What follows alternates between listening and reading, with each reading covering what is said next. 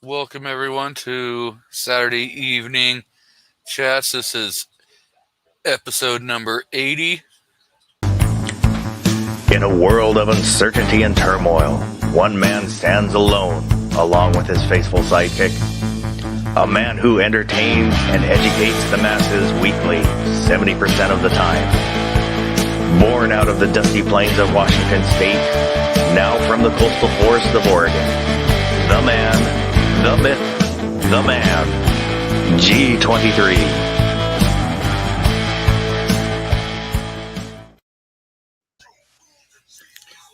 And this evening we have the co-host extraordinaire, Mr. DM Foss.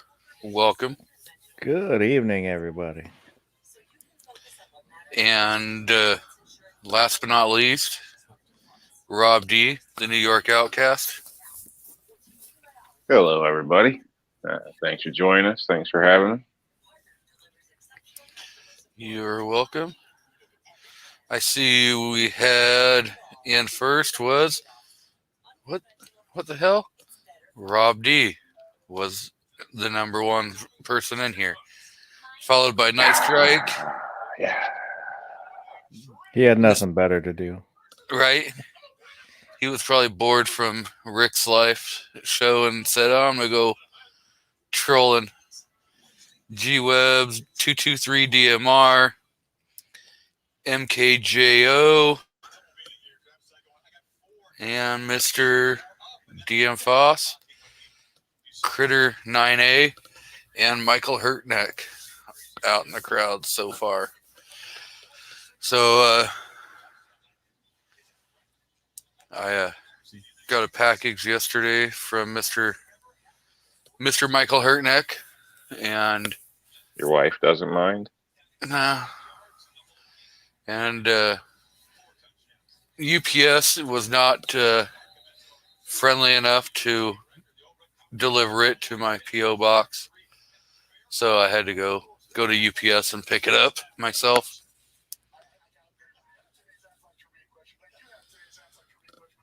What'd you get?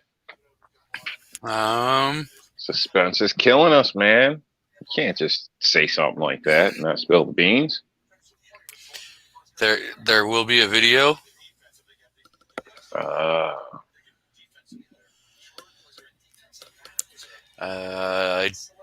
I'm about 99% sure it's reloading related.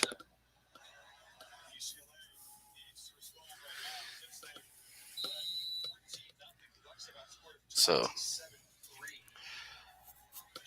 that's cool. When's this said video going to be released? hopefully tomorrow. Yeah. And if not, you owe everybody $1. Maybe. No promises.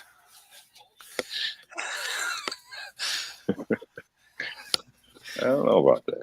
All right. So probably soon. Yeah. Within the next day or two.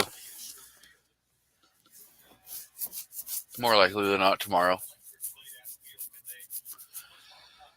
So I know Mr.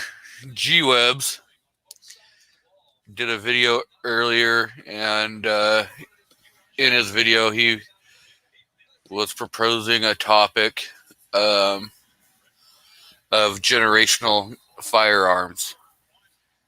I don't know if you guys really know. Some families will pass firearm collections down from generation to generation. And I figure maybe we could talk about that idea. Sounds fine. I just start off by saying I have not been that lucky, unfortunately. So would have loved to got passed down some firearms, which I would cherish, wouldn't sell. And even if I was broke, sentimental value. So I can respect that. I think it's unfortunate when some other people don't. And they sell their granddaddies, whatever it is, or this or that in some cases. But I take that type of stuff serious. So I think it's cool. Tradition I plan to start in my family, I guess you could say. Yep. And that's what I was going to say is, if it's not something that is already happening, what about starting it? Being the one to get the ball rolling so that your great grandkids can say, hey, maybe my great grandpa wasn't super rich, but at least he left us something that, we all can enjoy.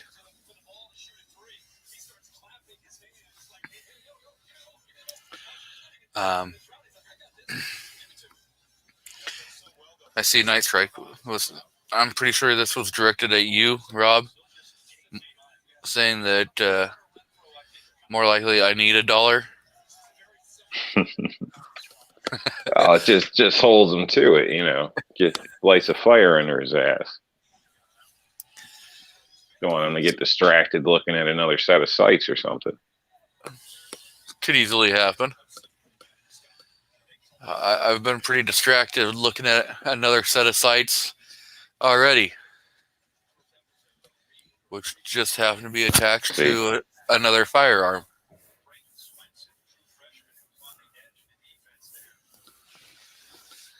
So, Yeah, I was up at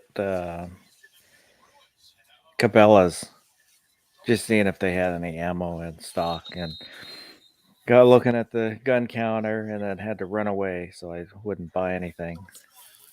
They had some kind of neat used guns there, and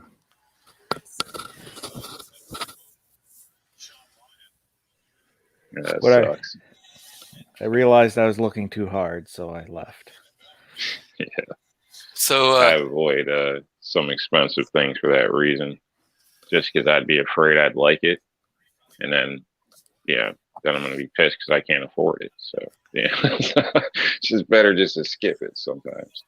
Don't worry, Rob. Most stores have credit, that you can apply for. No, I don't do that whole credit deal. To me, I'm old school. I think if you got that credit, that's like crying, groveling to your parents or the bank for a loan. To me, I don't see it as a good thing.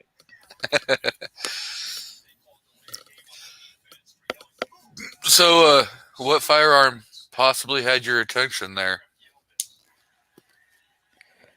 Well, they had there's a 44 Magnum. There was they had a couple baby Brownings. They had a SIG. I forget if it's the 230 or 320. Their version of the PPK, which is a really pretty gun, but it's really expensive. Is it the 238? The little 380? No.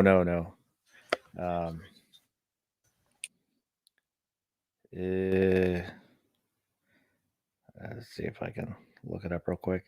They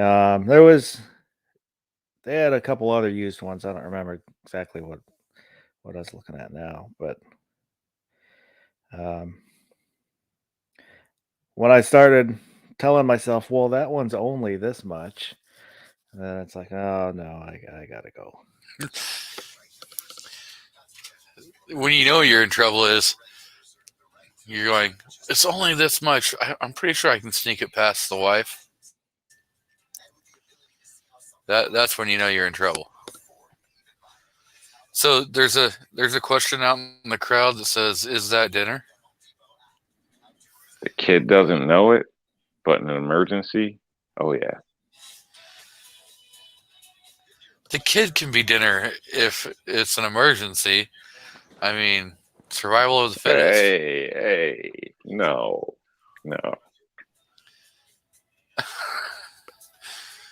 Depends on how hungry you get. You'll change your mind.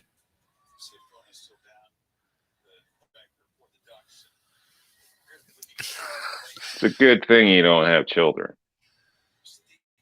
It's a great reason why I don't.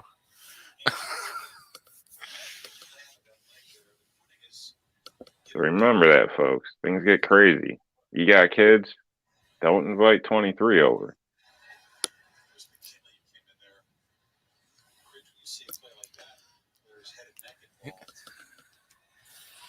So we got Patriot in the dark. Patriot in the dark out in the crowd. So yeah, it's like I know that on my dad's side of the family there was generational firearms, and I know they're still out in the dirty South, so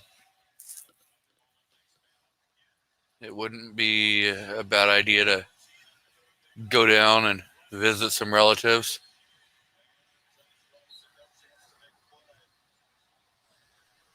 You think they'd actually give them to you?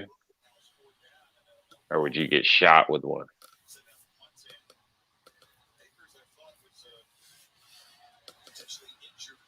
Probably could get a couple of them. I wouldn't get the whole entire collection.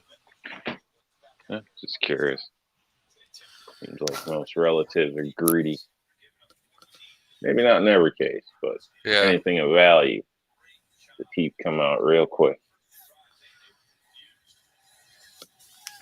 So, see? Hurt Neck says, I would eat my kid before my dog. Just saying. I think you guys are going about this all wrong. But it's just me.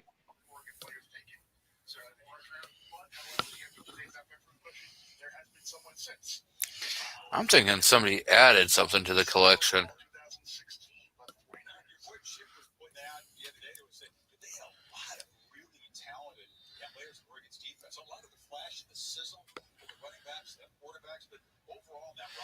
So, Mario's in the crowd.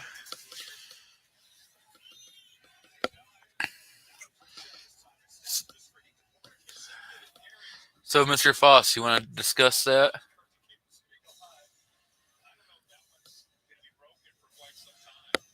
If you're talking, you're muted. I was muted. Yes, I was muted. I don't know. I just like the looks of it. So that's the SIG. Yep, the SIG P230 SL. And it is a 380 ACP. So Isn't that just a knockoff of the one he just sold? no, this one will actually function. Yeah, that's something, I guess. So, Mr. Mark, oh, go ahead. Sorry, I was just asking, what about the beaver tail? Is that enough, or is he going to get slide bite with that? Well, I'm used to it.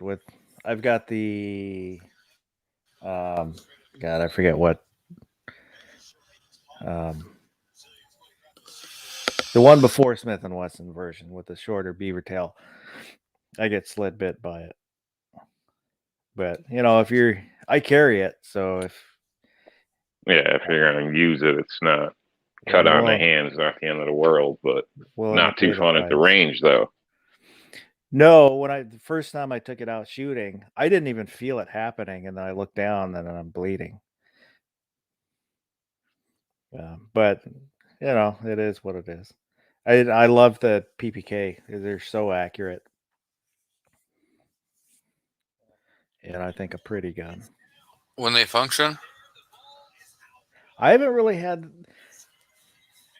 problems. The only problems is like if you take a new shooter, you have to, when you rack the slide, pull it all the way back and let go. If you ride the slide at all, it won't go back in the battery.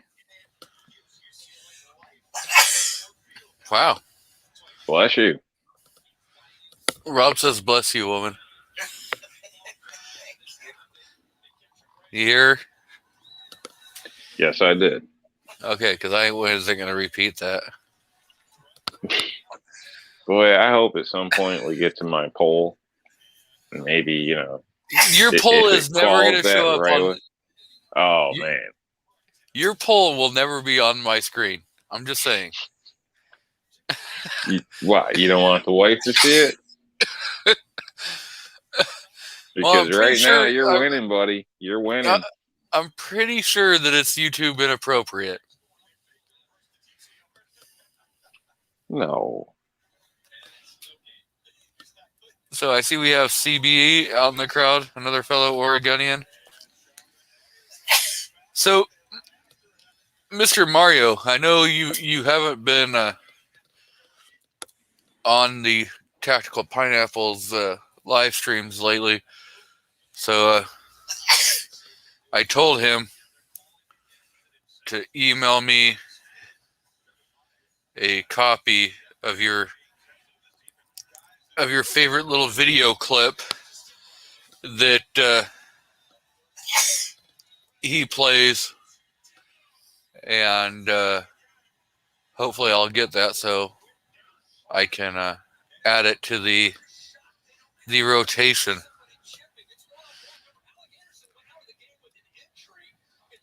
See, at least Mario understood what I was talking about. Is your wife all right? And she's probably just got the Rona. Bless you, bless you, bless you, bless you, bless you. PNW Woods says that he voted for Rob's poll. You're clearly winning here. Okay, so let's pull up friggin' YouTube.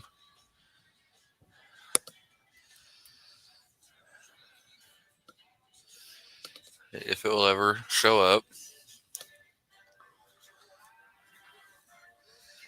Let's go over to Rob D's channel. Possibly. I mean, you never post any videos, so you're like all the way at the bottom of the list out of like 400 people.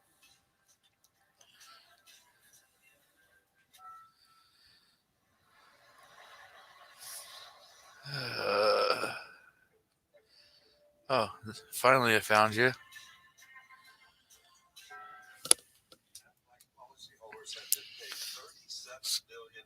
Go to your community tab.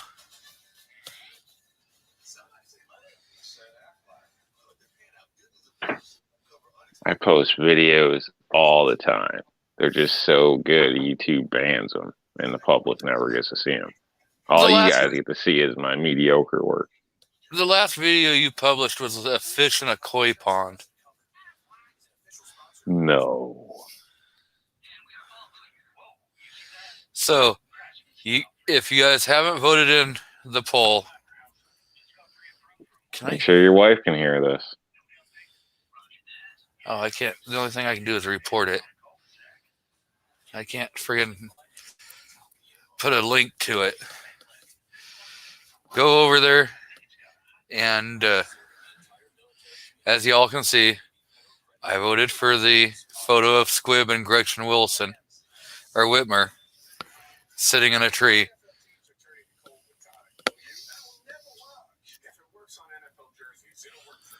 I mean, come on, somebody needs to show G-Web some love and put an autographed Chippendales photo of G-Webs. I mean, like, people voted for Lucky Charms and Moo's Milk.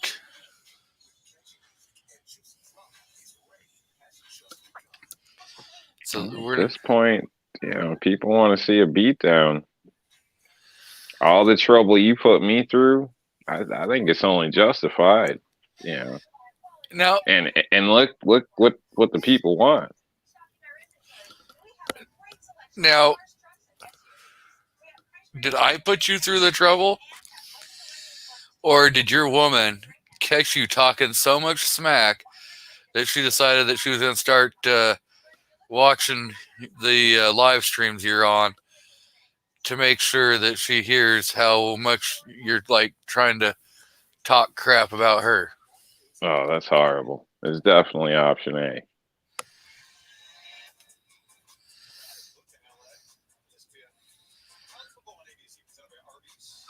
So I see we've got the Men of Tupperware, AR Gun 1776, Mr. TPC, the Poor Conservative, and Vanessa Kitty. Did I miss anyone else jumping in? Moo's out there. So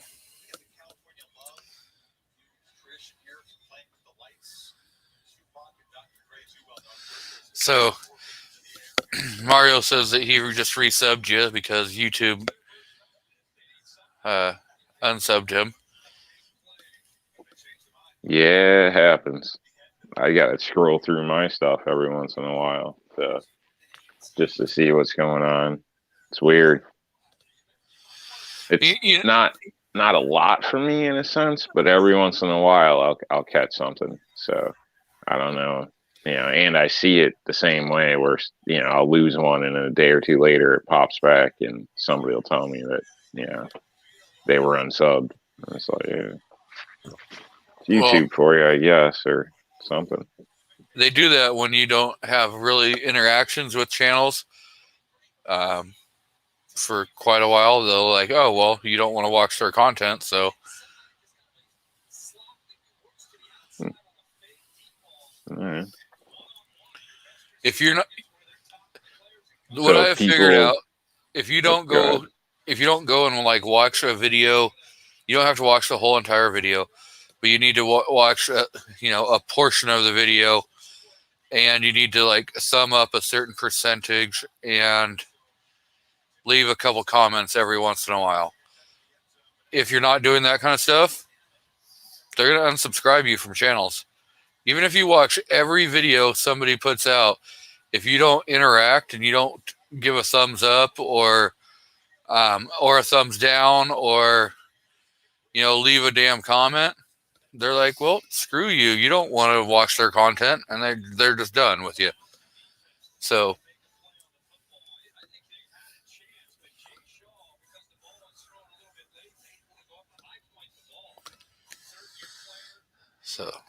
now what were you about to say? I don't remember. I was thinking of like 3 other things in that time frame, and listening to you, of course.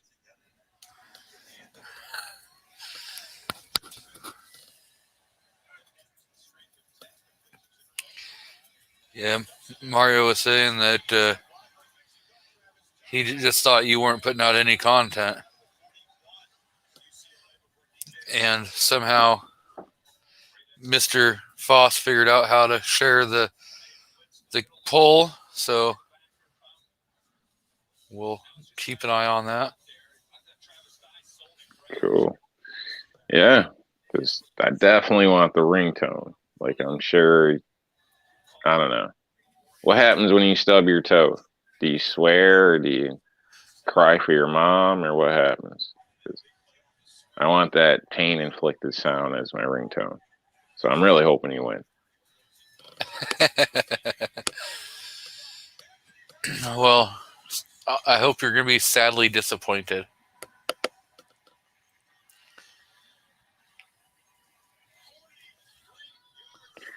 Yeah, I put out content usually in spurts. When I get the time, I kind of get it.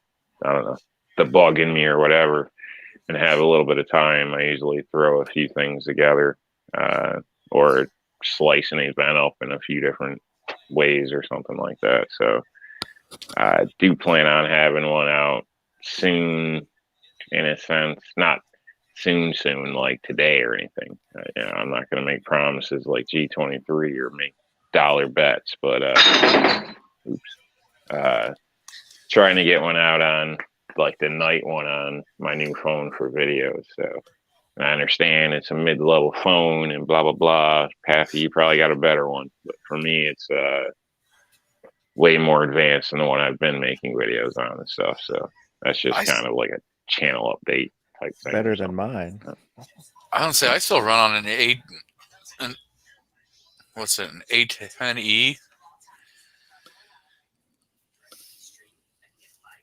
Well, I was using an old phone for my video because for some reason that old phone was better than my newer, cheaper phones. Well, not some reason. I guess it's not hard to figure out.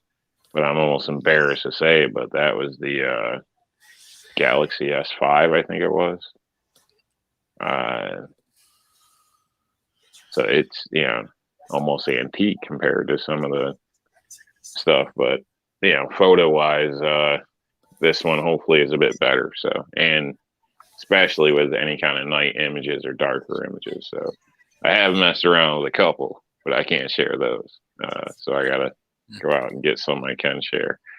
But just surprising. It looks like you're not actually getting the image, and then you'll take it and see the actual photo, and you can see pretty well. So I'm happy with that. My other camera didn't really have that capability. So as far as events, things like that, nighttime footage should hopefully be a lot more bearable. So, and the stabilization, I think, is gold. Yeah.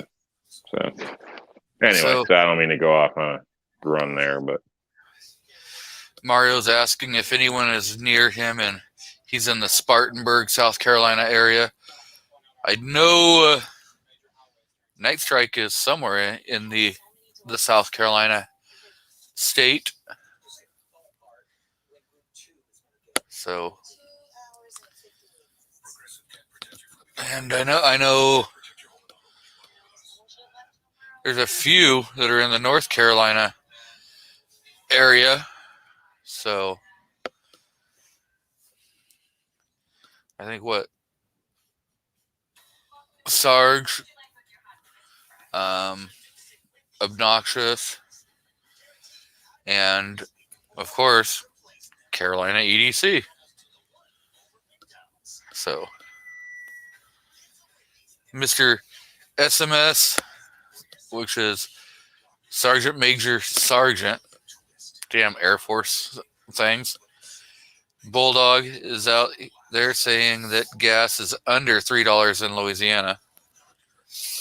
So, coming on here and bragging, what the hell? Yeah, thought I liked that guy. Not anymore. It's $3.57 a gallon here.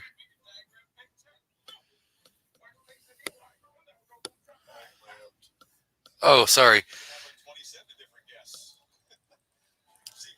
Senior Master Sergeant.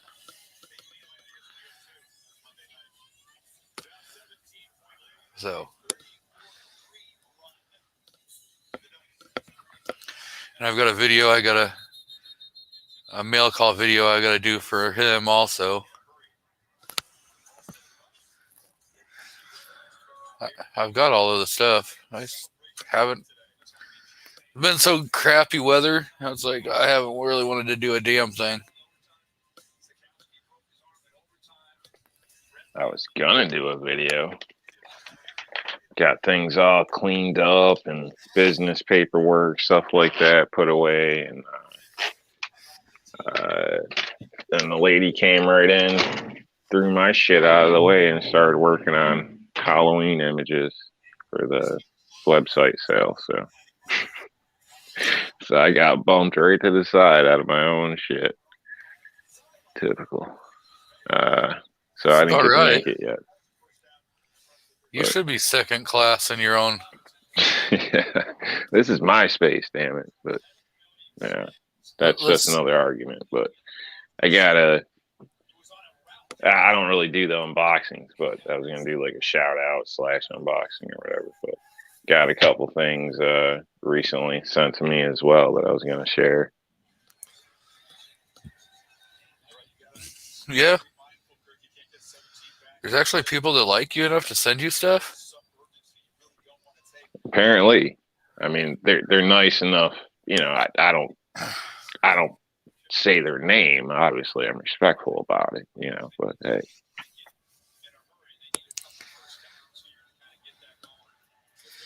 So we've got at least one vote for a video or an autographed Chippendales photo, and Squibload's at 23%. Moo and G-Webs are now tied for last place. So, and I'm still at 46%, where Squibload is only at 23%. I think after last week, it's pretty obvious people are upset that you were harassing me so badly. And they want a little payback. So, I mean, maybe I'm wrong, but it's kind of what the numbers look like. I think you promised some people some favors. It's probably why you sent out all those free stands. It was prepayment for the poll you were putting up. Hey. I don't do payments like that. I might hand out a thank you, but yeah, that's different now. Thank you with a wink wink. Oh, so I saw we got Mr. Tim S. out in the crowd. The gun snob's out there.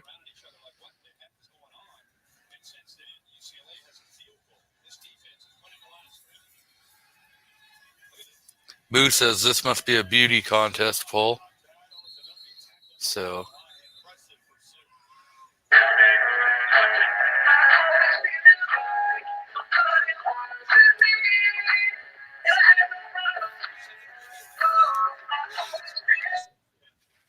I don't remember sending you that. Did I send you that?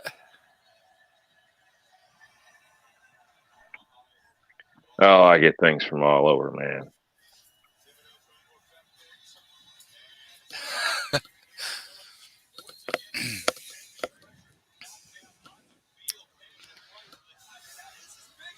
Just last night, I was showing images of Moo's fireplace from out his window.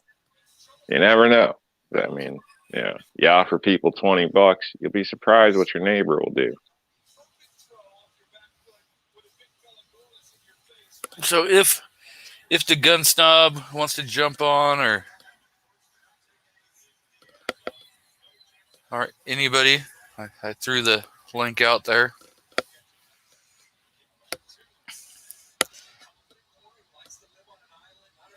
Tim S. says the Air Force had the best chow hall. Yeah, that's what a lot of people say, was that the Air Force, you know, they had the best sleeping accommodations like hotel, Hilton.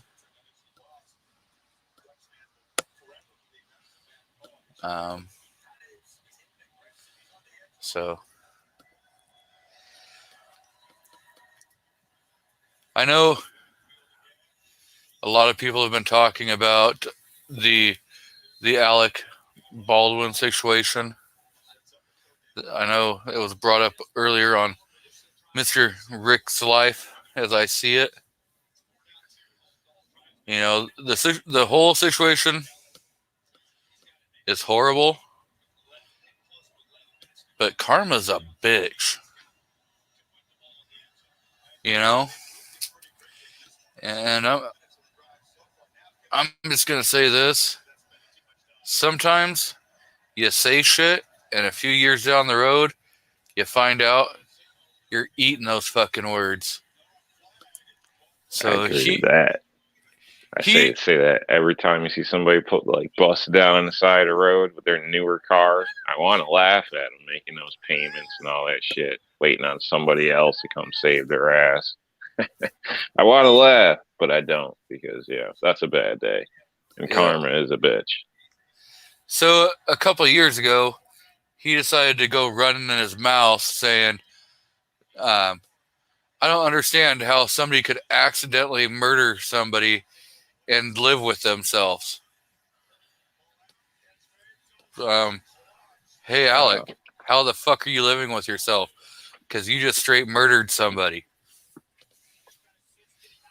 I don't hate the guy, honestly. I think the comedy stuff, I didn't even know he was anti-gun until this stuff came up. So his movies and things, I thought he was all right as an actor, I guess. But other than that, I knew nothing about his personal stuff. So I don't really have a bias, but I still feel somebody should be held responsible, as I stated on Rick's show, whether it's Oh hell yeah! the firearms handler or somebody. I mean, and if it's true there was a blank fired and a piece or a real round or something and a piece was still stuck in the barrel and then they put a blank in and fired, I still think, when it's your job, when there's a life's on the line and that's what you're there paid to do, that you probably should inspect that barrel or run something through it. I mean, you take a chance if you don't. You should be so critical. That's why you're there. That's your whole job. So I don't know. I don't know. I just think somebody should be held legally or criminally responsible personally, whether it's negligence or some sort. And I almost guarantee that Alex, especially since he's the owner of the movie or whatever, is going to be paying out the yin yang for it. So monetarily, and probably going to donate his time going around blaming the gun for the whole thing. So yeah, write a book about it. So I wouldn't be shocked at all. So there's two different kinds of prop guns that they use in movies. You've got the prop gun that fires blanks and allows like the flash and the smoke to come out the barrel, so it looks like an actual round was fired.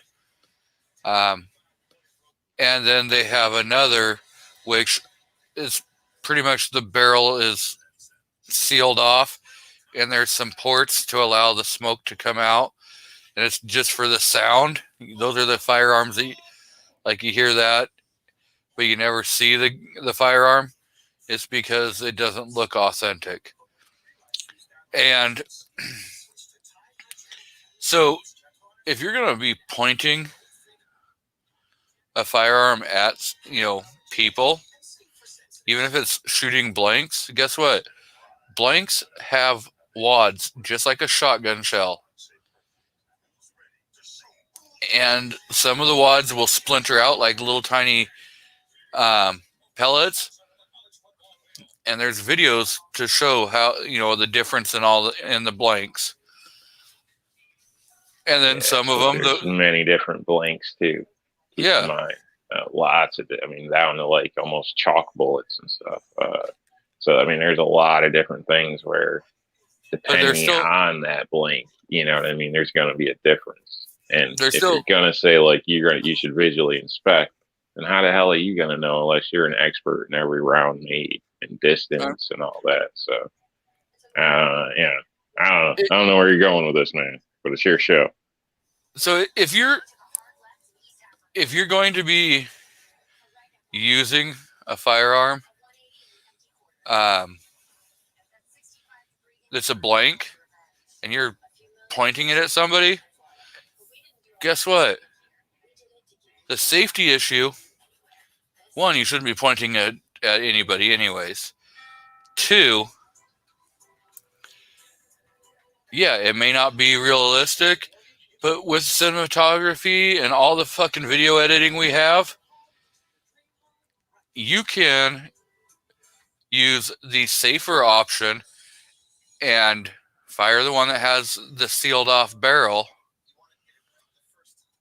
and then in editing put in the one that actually puts out smoke.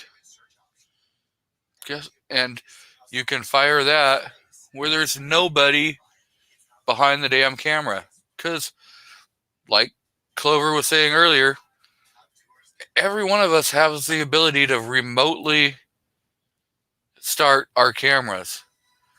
Fuck, you can get a tripod off Amazon for like $10. It comes with a Bluetooth remote.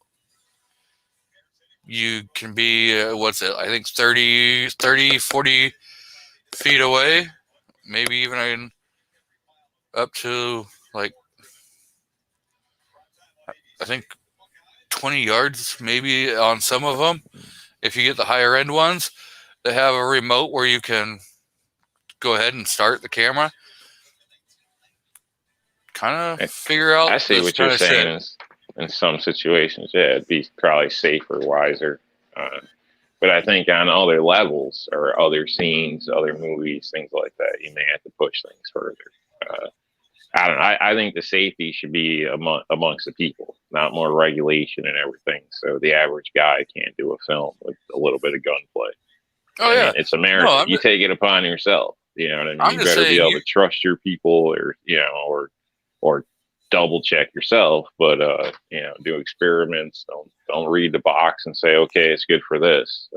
Make sure size barrel's going to matter, distance, everything. It's serious business. You're talking about somebody's life. But I'm just saying use fucking common sense. yeah, definitely use common sense. But I just hate to see more regulation on anything to do with film, or Oh I yeah, don't know. no, People just need to be smarter about things. I mean, some training scenarios, like you're shooting each other with wax rounds, or you're actually shooting at each other. If somebody mixed up real ammo, you're messed up. Same thing like military. A lot of times you got to change targets while people are shooting over your head and stuff like that. That's it. It's a different purpose, but you don't climb out of the freaking dugout, or that's just stupid. You know what I'm saying? Obviously there's protocol, there's rules, there's things, but still, people ought to be a bit smarter about stuff, I think. So, and if it's your job to inspect something to ensure somebody's safety, well, you damn well better do it right, in my opinion, or you're held liable. I don't know. Maybe I'm still beating the same dead horse. I apologize. Oh no, I completely agree with you. And I was agreeing with you earlier when you were on Rick's show, and I mean I understand where Clover's coming at from a lot of that, and yeah, truly,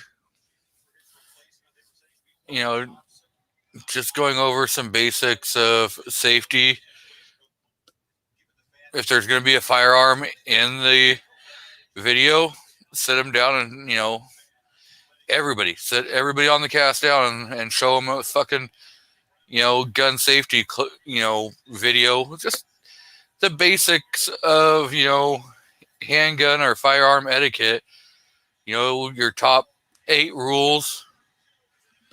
Or top 4, however you want to look at it. Keep your damn finger off the booger switch until you're ready to go bang it. Keep it pointed downrange away from people. Don't point your firearm at somebody. And, there's definitely the rules need to be taught. And I know a few of us were saying, you know what? Maybe it's time that we put that kind of stuff back in school. Even if people aren't going to ever use them, at least teach the goddamn rules. Yeah, parents aren't, because a lot of people are saying, like, going, well, anti-gunners, well, shit happens, and firearms are left in bathrooms by moronic people. Well, the basic matters. I mean, the basics, rules matter. But I think, in films where you are pointing a gun at somebody else, I mean, that's a scene. Probably can be done safely, in a responsible manner with proper checks, where you actually could pull triggers towards another human being, but the distance is measured. Everything is figured out. You just don't pull something off the shelf and say this should work.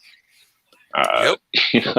So yeah, I think that's where those that's what you're paying for with an expert or a technician or somebody, for God's sakes. You don't just bring in your Uncle Bob when you got somebody else's life on the line. My opinion. But I would add that there is, I think it's safe to say, more than rumor now, that they had issues on the set prior.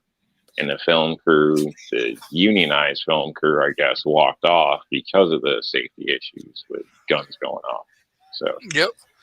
So I mean, if that's the case, I know I just seen that after Rick's show. So, And I was like, damn it, I just said that. And everybody's going to think I watched that first. But anyway, basically, with that being said, I mean, that, I think that first film crew did the right thing. I don't care if I'm going to hang out with you guys. If you're being dumbass, I'm not. If I can't stop you, I'm leaving.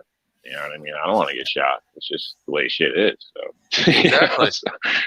So those that next crew didn't know what they were walking into, and unfortunately, they found out a bad way. But you would like to think, whoever that gun guy was did proper checks. So I don't know. Sounds like sloppy work to me. Cost somebody a life, and Possibly too. it shouldn't just be, oh, it was a film crew thing or whatever, and just monetary. Personally, I'm not saying it should completely destroy somebody, but they should, there should be something. That, you were negligent at your job at the very least, however that breaks out to be, in my opinion. Because in the end, with money, with a new law, it still doesn't bring back the lady that died. That just went there to do her damn job.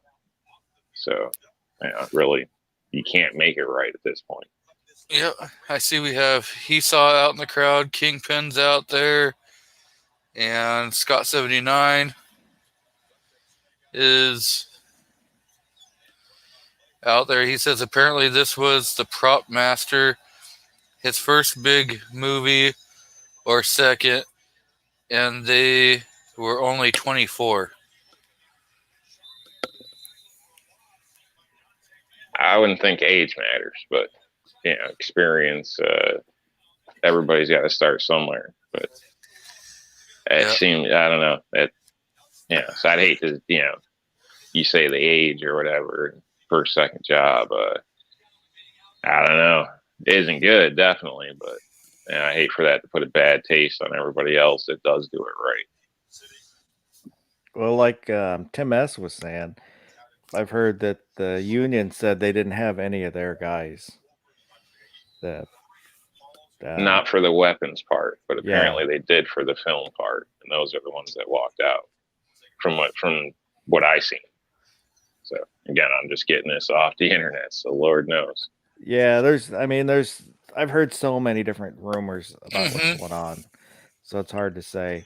All the walk-offs. I've heard that Baldwin was upset over having to do a reshoot and had made comments. But you don't know if any of it's true. Oh, Rick brought up conspiracy. And as soon as I heard like the union walked out, somebody filled in. I think that's more fitting than anything else, because you know how those damn unions are. Yep. So I think that might be. Here they'll break your legs. Something it's consistently being said is that they're kind of cutting costs and maybe not being safe. Yeah. In the end, still, the person handling the firearm should have been 100% confident before he handed it off, for this individual at this angle in this situation at that distance. All that should be known, because when you're switching from different types of blanks to rounds, I mean, all that matters. It's or something like this happens. And then, so part of it was, and again, it's just stuff you hear, that there was a bunch of safety issues. They'd already been warned many times on safety issues. And there was people from the film crew that had live ammo, and they were out shooting when the movie wasn't being filmed. They were out target practicing and stuff, and so they're not sure if a live round accidentally got put into, got left in the prop gun. So the report I watched was, I don't know, it was one of the news things in between shows here. They stated that they fired live rounds and then switched from live rounds to or basically there was a squib load in the barrel, is what they were stating. Now, not an actual full round, a piece of a round was stuck in the barrel. Then they Well, followed up with a blank round, which then turned that piece into a projectile. Now, again, I don't know. This was just on the news, little 10-minute segment on updates. So the one problem I kind of have with that is that he shot two people, and he shot the cinematographer in the chest. It would have had to be a through and through to go through her and kill her, and then hit the director. So I really believe there's two shots. well, I'd love to know where the director was, because initially I also heard the round hit the individual, the camera girl, and a piece of something. I don't know if it was the ejector or whatever. Piece of the gun hit the other guy that was standing off to the side. So, like, not like they were both standing in line of fire. You know what I mean? If that makes any sense. So, but it, you know, I've heard two different stories, so I have no idea. Yeah, and Critter, I think, has the same kind of thoughts that we have. Is that one, Baldwin is responsible because he's the one that squeezed the trigger. Yeah, you could say that the prop guy is partially responsible, and you know, he could be charged, you know, also with reckless homicide or negligent homicide. Obviously pointing at Baldwin, but and maybe you know, it is his movie. Maybe there's stuff to this we don't know. I don't know, but in a sense, you know, that's what you pay your safety guy, your gun guy, to do. So as long as he checked that firearm in with them, you know, I don't want to be a dick in a way, but that kind of excludes liability, because what if he's just some new kid off the street? He doesn't know what, you know what I mean, what this round's supposed to do, what it's supposed to look like. I mean, we know a lot of actors are completely anti-gun. It got nothing to do with it. Or you know, when you see a new movie out and they're holding it funny, or it looks like a foreign object to them, you can kind of tell just seeing somebody walk with a firearm if they're used to it or not. But in, you know, some of these cases, they're not going to go around from a, you know, freaking tube of lipstick or something. So, I mean, would you really state that, you know, you pulled that trigger after it was cleared supposedly by a certified firearms technician to be okay? That's going to fall back to, you know, that unknowing kid. You know, I don't know. I mean, yeah, I don't want to argue the fact, but I guess I already am, right? But I guess, you know, naturally, yeah, I would agree. But at the same time, that's what you know, he paid an expert for, in a sense. So now, I can see that being an issue in court, though, because, you know, do we know both that the prop would probably have a problem? Do we know that the prop master was an expert? No, I have no idea, but I assume that's, you know, what you're paying for. The wife, maybe not. I don't know. The wife just said he wasn't. Just last week or something that he was not comfortable in his position. So she said that the kid admitted last week that he wasn't comfortable in his position. That's what they're saying. Damn. Kid should have bowed down, man. Yeah, hate to say it, but if you're going to be negligent at your job when it involves somebody's life, you shouldn't do it. You know, It's like so Uncle Buck, you know, rewiring your house. You shouldn't do that unless you really know. You know, so something might go wrong. It's a bad place to be in, but I think he made the wrong move. Patriot saying that a conspiracy that Yakuza was getting nervous because all the people saying, "Let's go, Brandon Lee." I could see that. And PNW says we have never been actors on a movie, so we don't know what the protocol is. I kind of fall in line with that a little bit, where I don't. When he shot, as long as he was not doing anything outside of what was supposed to be happening, was not Baldwin's fault. If as a producer, if he's cutting corners, then yeah, there's liability. Fall back to him.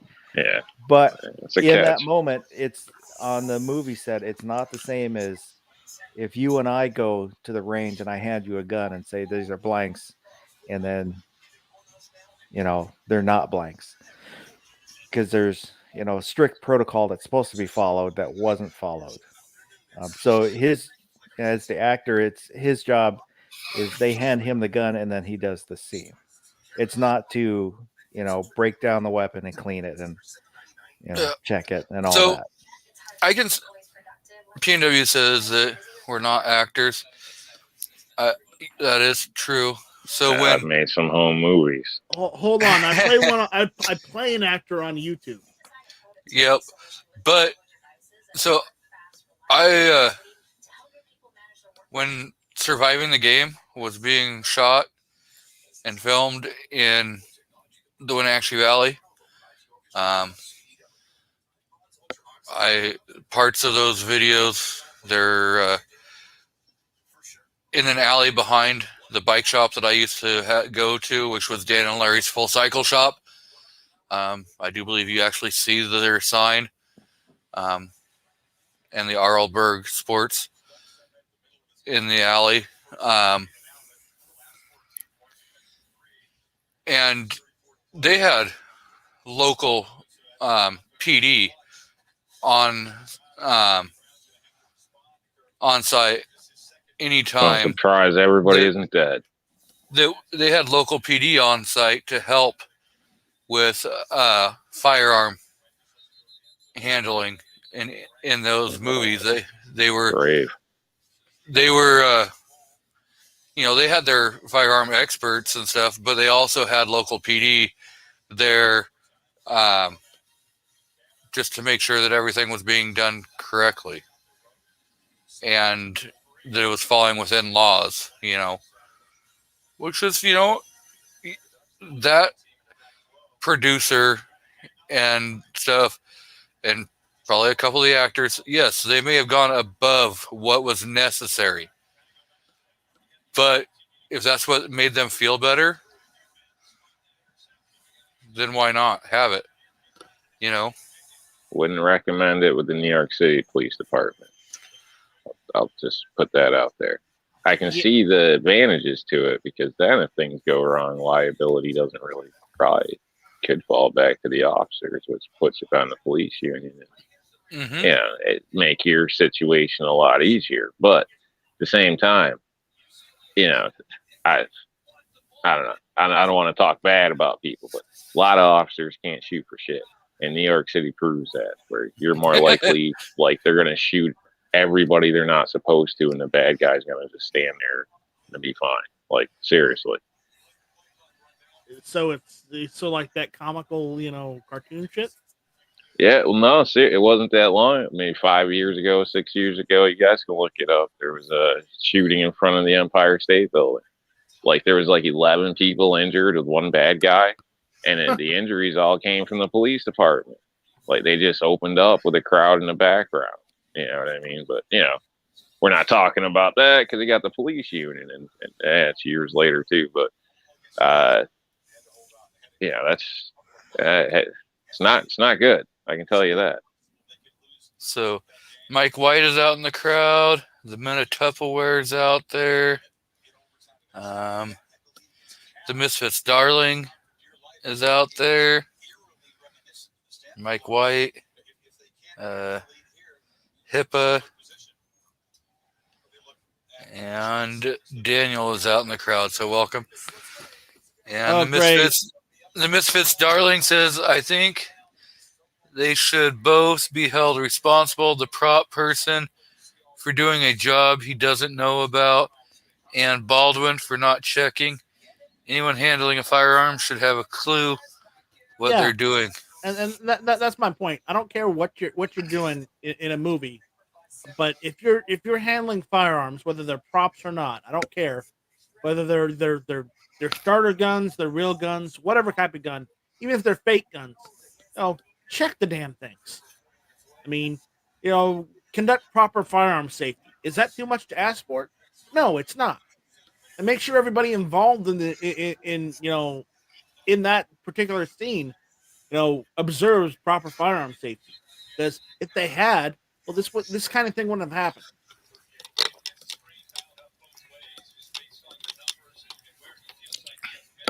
So, like I was saying earlier, if there's going to be a firearm in the movie, it'd be just easy to sit everybody down to a 5-10 minute, firearm safety procedure video, or even having somebody to come in who teaches hunter safety. At least they could get some, quick training that kind of gives them the basics, of firearm safety. Sounds like Alex should have replaced his firearms guy. Yeah. Yep. After a crew walkout and, accidental discharges, especially if there was more than one. I mean, I'm sorry. Dude, you're fired. So, that's what we're paying you not to happen around here. You know what I mean? So, Kingpin is asking, why do we care what happened to them? I care what happened to that lady. It shouldn't have happened because of ignorance and not due diligence. They didn't do their due diligence, and by sheer ignorance, they ignored proper firearm safety. So it's not that I really give a crap what happened to them. What I see happening is this is another way that they can try tacking on more anti-2A laws attacking us. And Baldwin is going to be out there pushing more of his anti-firearm propaganda. Honestly, I don't think he will be. You know why? Because if he does, people can say, well, you're the one who pulled the trigger on that lady. Oh, he'll use that in his propaganda. Don't worry. People can use it to construe the other against him. Against him. If he gets off scot-free, it's going to be used on him as ammunition all the time. And I think he'll use it to his advantage. Like, not, in a bad way. Well, technically, but yeah, I think he'll try to do something with it. Even, like I said, blame the gun or, because of this is what happened to me, blah, blah, blah. The supposed gun expert, basically, even though he had prior knowledge there was issues, I think he's going to try to deflect that off to other people and continue to make money. And like I said, maybe even a book out of it, his experience and all this, and the way he is, the way I'm told he is, if he's really strong, harping on everybody else that has an issue, why would he change or pop out of his MO? You would think he would double down on it and use this to his advantage. He may be silent now, while proceedings take place and all that type of stuff. I'm quite sure. It'd be foolish not to. Then civil proceedings as well in some cases. So I think he's going to have to be very careful. But him going out telling everybody how sorry he is, and that people screwed up with guns is it doesn't seem far-fetched at all to me. Mm-hmm. So I see we have a rare sighting of a Rougarou. So we've got Mr. Rougarou's channel out in the crowd. Gun-loving Grandpa is out there. So I know him and Ghost Tactical were in Missouri at a long-range competition today. And not sure how it went. I know they were going to go do some recon to kind of see how everything goes, because they're getting ready to try doing some long range competition. So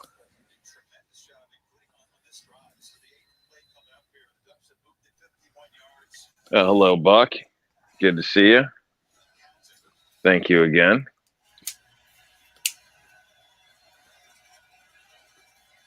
So, Night Strike, have you had a chance to shoot your dagger very much?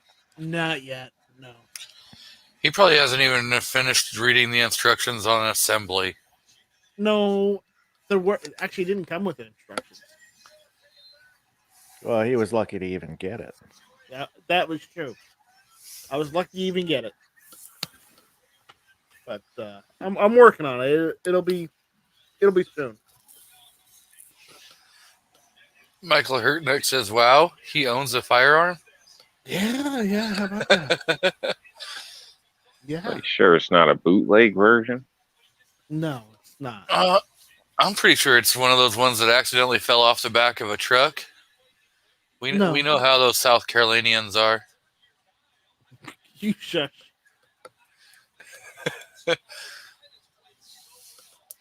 I mean, at least I can pump my own gas. I can pump my own gas. I just don't. I just choose not to because of job security. I want to make sure that the economy is going. Unlike you, that want to put people on unemployment. A liberal would say. I'm just trying to make sure that we have people that can have jobs where you're like, you know what? I don't care. You need to be fired. Just go.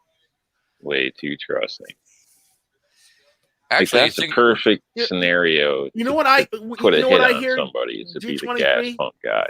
Yeah. I hear that you don't know how to be self-sufficient. That's what I hear. What are you saying? Lazy. I grew up in Washington, where we had to pump our gas all the time, and nobody's smart enough to pump their own. He's helping the economy by paying people to serve him. That's right. He likes feeling like a big shot. Oh, that's what it is. He likes to feel like Mr. Big Stuff. That's right. Now I just go up to I just pull up and say, "Hey, fill my damn car." Give me the receipt. I'm out of here. So who's winning? Sucker. Who's winning what? You got the TV on. Who's winning? Oh, it's the Ducks are beating UCLA. Okay.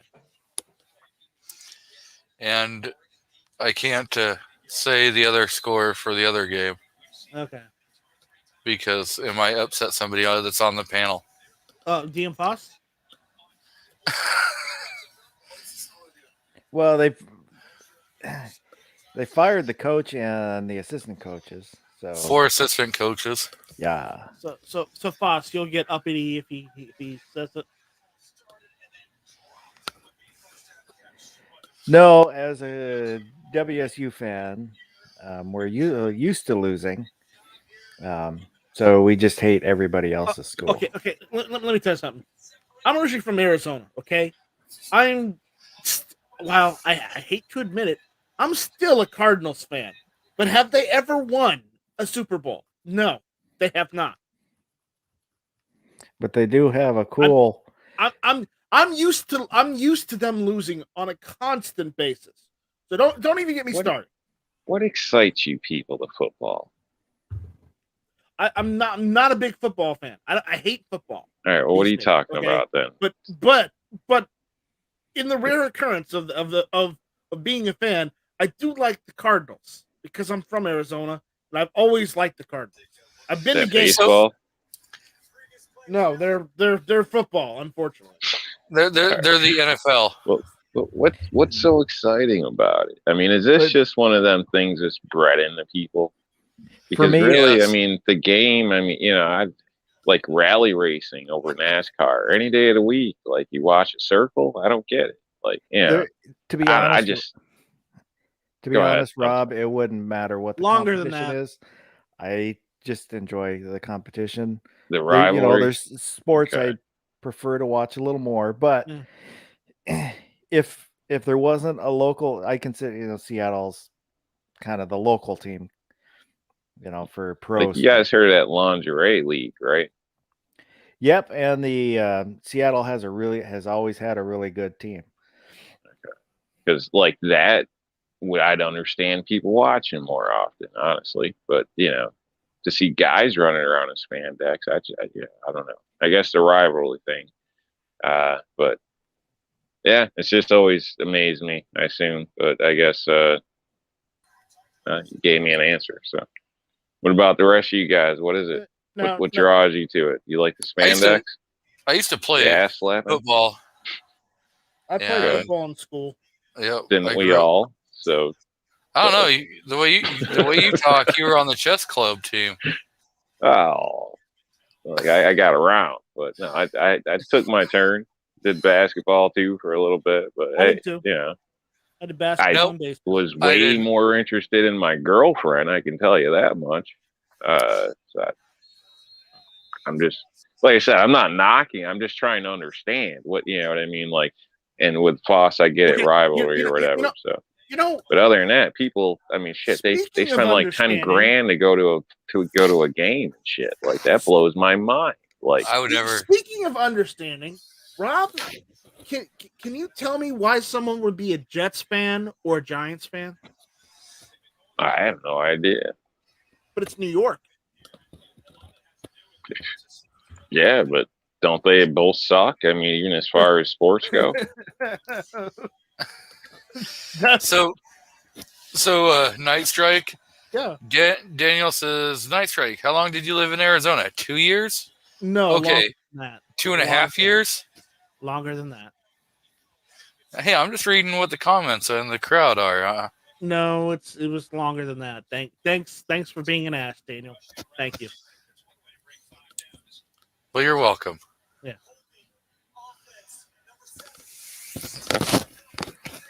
Most Daniels are assholes. I'm just saying. They are. And I say that. Because your name is Daniel? Because my name is Daniel. There you go. So, who knew? And you're also a Glock guy, so you're automatically an asshole. I'm a firearms guy. No, you're a Glock guy. That's why you're named G23. You got a Glock on there. Yep. So that 223 DMR doesn't think I was ignoring his comment. He had said, somewhere back here, basketball is China ball. He was saying something about I should give away a firearm. Yeah, you should give away one of your Glocks. Because you can't eat them. Like your children. Oh, crap. I missed Range Bros TV. Missed them. No, I didn't. He says, G23, you should give away a Henry Frontier. Yeah, he'll get right on that. You know what?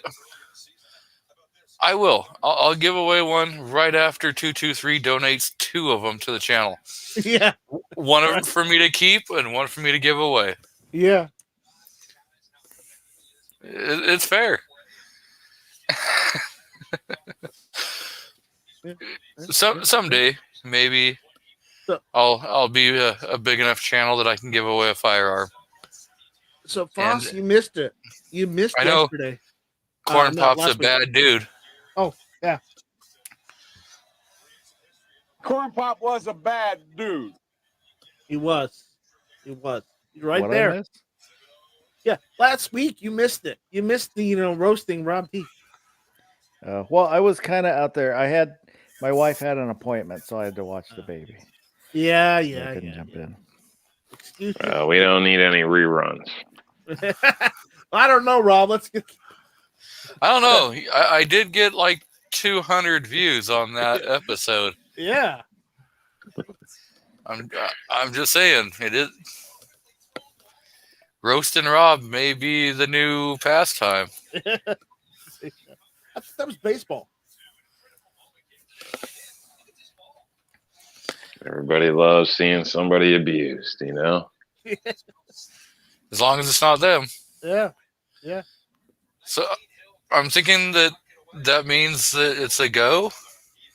What's everyone's opinion on that comment?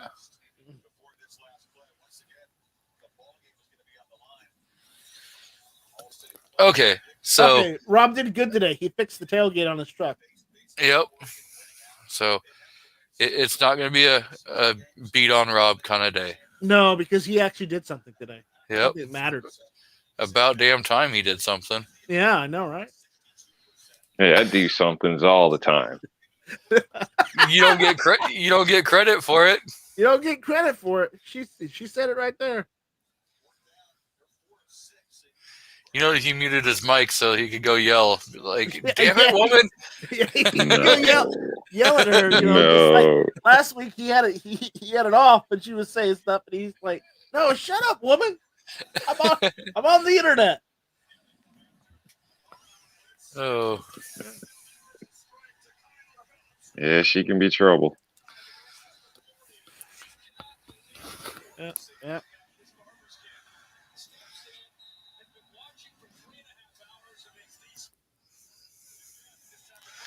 you know, when you can cherry pick the comments, you can make anything sound like they agree with you.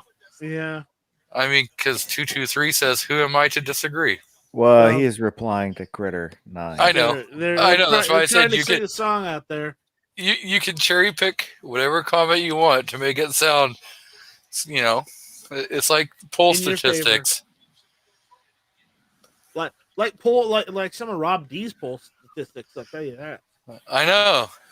Hey, those are good polls, man. No, those Come are on, not man. good Yeah, polls. ketchup or mustard. Come on, man. Let's get the juicy stuff in here. You had it at 33% when it was 50%. Misappropriating polls, man. Hey, man, I don't control the poll. All I do is build it, Well, It and the just people swings come, around out or they there. don't.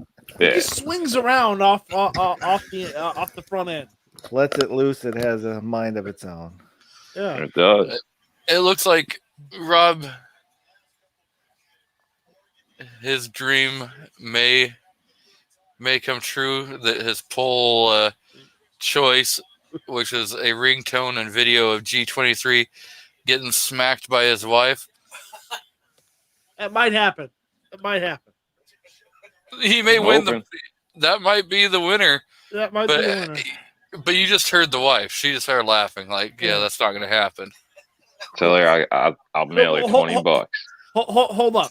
Listen right now. Woman, he says he'll give you $1,000. I said 20, but Oh, she says, let's see the money. At $1,000. Put your money where your mouth's at. so if I show you $1,000 cash, she's gonna do it. Probably. No, you have to give her $1,000. You gotta, you know. No, he's like, I only said 20.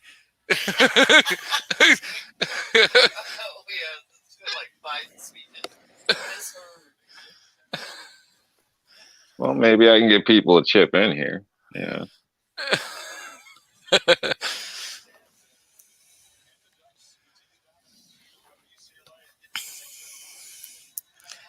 Yeah, so.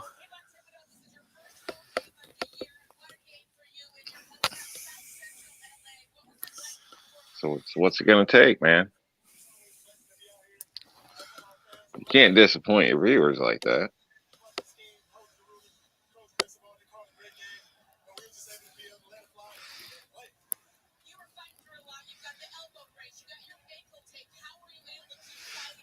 Well, there you go. Kingpin says he'll chip in $5. Apparently. All right, we're up to $25. There you go. Dude, that sold Misfits, darling. Just make sure it gets on YouTube. It's got to be on YouTube. We got to hear it. We got to be able to see that.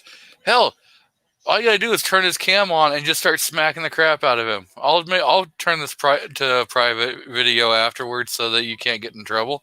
Yeah.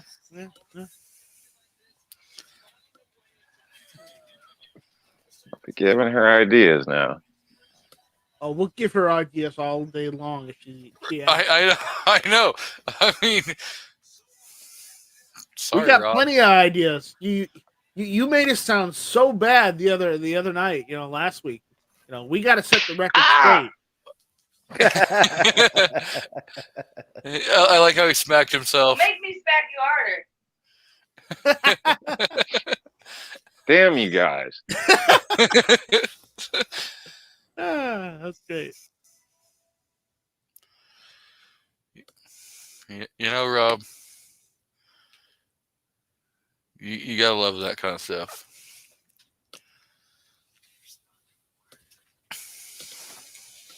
What I love is dinner. That's what I love. Yeah, because last week that steak turned out so well, didn't it? He's gonna keep his mouth shut on that one. He's like, I asked and gave her money for steak, and she came back with pizza. And she kept the change too. Oh, that's great. Yeah, that was pretty friggin' hilarious. I was laughing my ass off. Yeah, I was too. I mean, what's for dinner tonight? Pizza? I don't know. I think we had pizza last night, so I don't think pizza will be it. But hopefully something that's semi-quick, because I'm starving. And nobody cooks as good as the lady cooks, It's just one of them things where, geez, it's just, I don't know how it comes out like it does, but just make a guy fall in love, Little slices or bites of heaven. Take a poll. What's for dinner tonight? Pizza.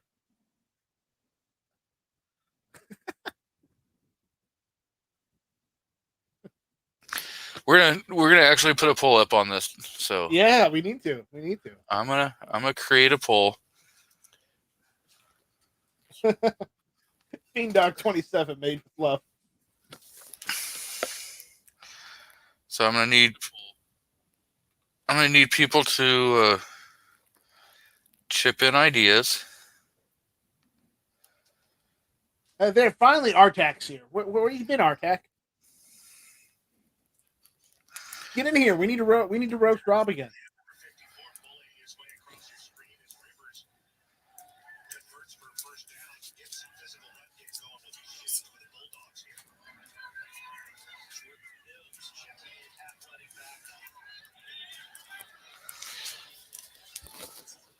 So, what should Rob get for dinner?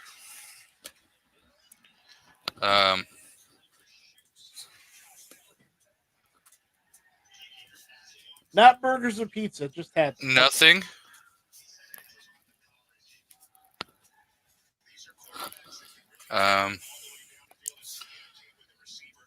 Mexican food. Steak. Oh, G23. You didn't send Artak a link. Mexican food and okay, the wife says Chinese. How do you spell that, woman? Yeah.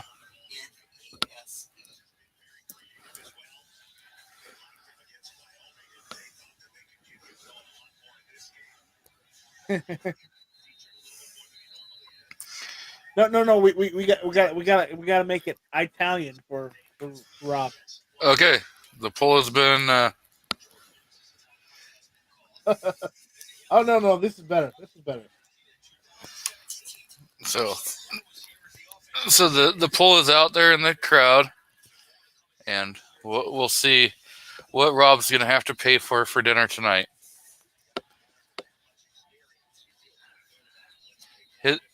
His woman says my vote is whatever he's cooking. I don't know if you want that experience again. He may try killing you. Just saying, last time he cooked, he was so unedible that you guys didn't eat anything but cookies. Well, keep in mind, I told you that was like a first time experiment, and my oven quit on me halfway through. So I can cook some things. Rob, it looks like you might not be getting dinner tonight. Allegedly. It's looking like it. No, I'm just saying allegedly he can cook. Oh yeah, that is allegedly for sure. Our Texas mistake. Ooh, nothing is up there at 33%. I know. It looks like he's not getting anything tonight. Yeah, that's crap. Come on, people. Gotta eat. I mean, in second place is what? Chinese?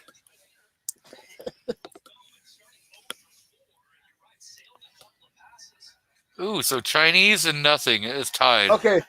Misfit Darling says we have to have something. So I guess you should let us revote. I'd settle on Chinese over nothing. Well, it is a tie, so we're going to give it a couple more minutes. We've got 22 watching and only 16 votes. So 6 more people could vote, and you possibly could end up with having dinner, or it could end up in a tie and you get nothing.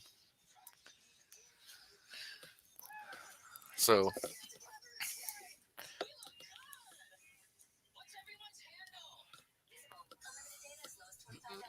come on, people. Help me out. I'll even share my fortune cookie with the show. Now remember, Misfit, just because Rob gets nothing doesn't mean the rest of the family gets nothing. This is a poll just based on what does Rob get for dinner, not what does the family get for dinner. I don't think I have Hardtack's email. So, no, Daniel, it is not rigged because I voted for nothing. Just saying. Because it was funnier that way.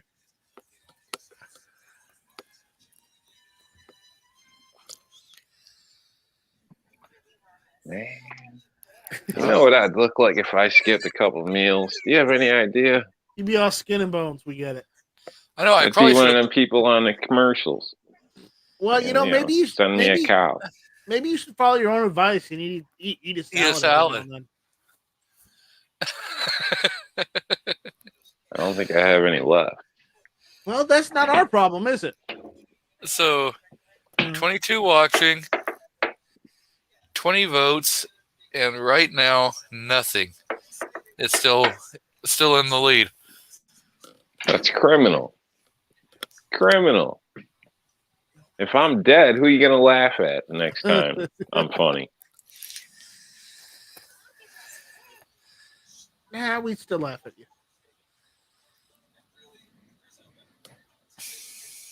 Who are you going to hate if I'm not here? I mean, I thought I was the most hateable guy from New York. We can find another Yorker to harass. Yeah, we can.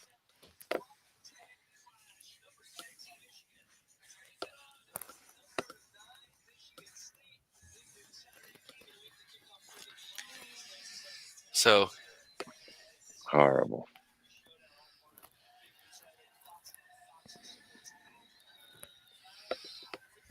Sorry, Rob. It looks like you get nothing. I thought that was hilarious. Shut up, Night Strike. He's trying. You hear that? What you got in your lunchbox, prick? Oh, I'm having lasagna. So, it's in the oven. The woman says, if he's starving, how is he going to have energy to fix more stuff for me? See, this is how it goes. Reward, food reward. If he fixes something else, he can have one piece of pepperoni off the pizza. Make him earn it. He has to earn all the toppings first before earns the cheese and the bread. The sauce is extra.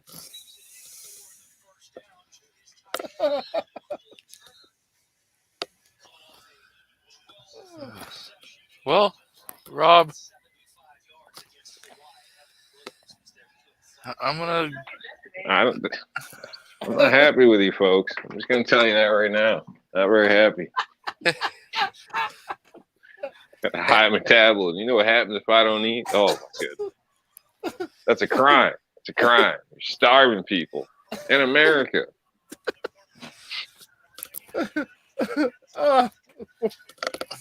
Poor Rob, he's getting nothing tonight. I've even got the money for it, and they still won't let me eat. Oh, that's great. That is great.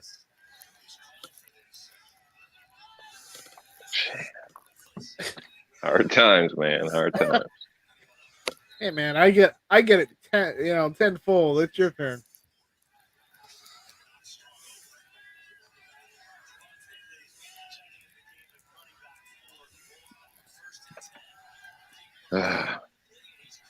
Boy, we shouldn't get a fifth wheel in here to pick on, you know? Who wants to be the lucky winner?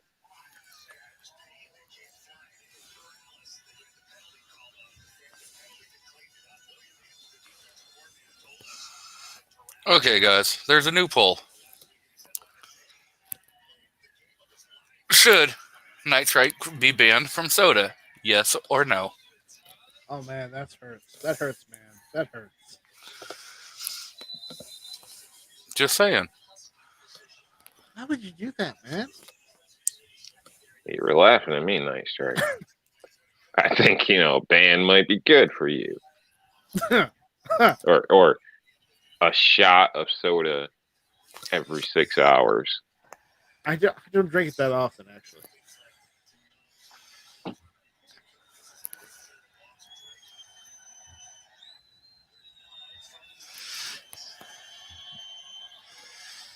Daniel weighs in and says, yes, Night Strike should be banned from Mountain Dew specifically. I don't even drink that much.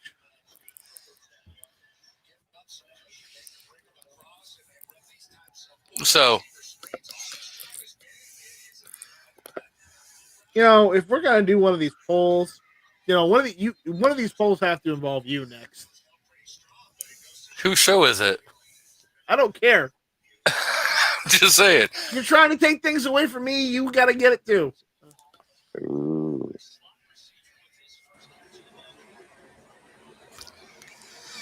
Mr. Artak. Yeah, if it wasn't for Night Strike, I wouldn't be in the show tonight. Yeah, there was a link in the comments.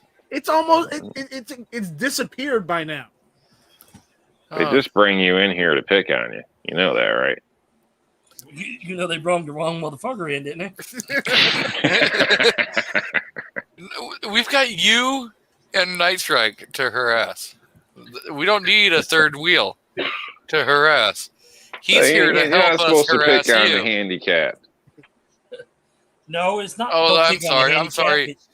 I'm sorry, Rob. We should never have harassed you. I brought Artak in so he'd be able to help me deflect from you picking on me. Yeah. What? Just because you think that he's in the greater of the Carolinas, that he's going to help you? No. I'm not in the Carolinas. I know. You're in Tennessee, but last time I checked, I was. Yeah. But I still had to give him a bad time. He wouldn't have known that until you said something. I'm pretty sure he knew that from last week. I know that from last week, actually. T23. He mentioned it. So, what's the poll saying on? Wow. So you got like 2 minutes to persuade some 6 more people to help you, Night Strike. I'm not gonna get the 6 people. I wish I could, but I mean, you're at 69% of yes, you should be banned. Well, that's okay. The poll doesn't mean anything, right? Oh yeah, banned from soda. Yeah, I'm with that. No, go eat a salad, Rob. Oh wait, no, you're not allowed I to wish eat I could. anything. You're not allowed to eat anything. Yeah. Oh, M. Gabriel, nobody can mess with your Diet Dr. Pepper when it comes to my Dr. Pepper. Yeah, apparently I'm not allowed to have it. Yeah, no. Just saying. Damn soda junkies. What's going on, M. Gabriel and Mandatory Carry and Midnight Range? Yeah. Joe Blow and Joe Ho and I'm sorry. Guys, see, Midnight was in my poll. Midnight is saying go eat a salad, Rob. Man, I would if you ever open your damn restaurant. Maybe I could. You know, Rob, I was voting for tube steak for you. Yeah. You were. I did. I typed it several times. Nobody was listening. No one was paying attention to me. I don't think Rob would like that because it would be too creamy. I'm pretty sure he would like all that protein. So, Rougarou said that he was voting for you, Night Strike, because he loves him some soda also. Well, thank you, Rougarou. I voted for you to be banned from it because I gave it up and started back on it again, and I'm addicted to this. And I gave you a link. I know. You know, no loyalty. I see how it is. Whoa! But I'm addicted to it again, and I'm gonna have to break myself again, and it's gonna be hard. We've got the Calaveras out in the crowd. Tactical pickle. Tactical pickle. I mean, Pickle. he hasn't been in the crowd for like a long damn time.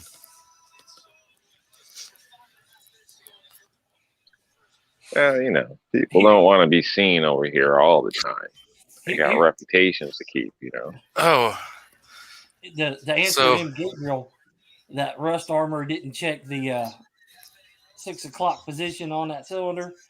All I got to say is that that's going to be a mess, and I'm glad I'm not in the middle of it. Mr. Baldwin is going to have to suck it up because he's the one that pulled the trigger and dropped the hammer that fired the round, regardless of who loaded it. He should have known better. He should have been the one loading the gun with blanks, not somebody else, period.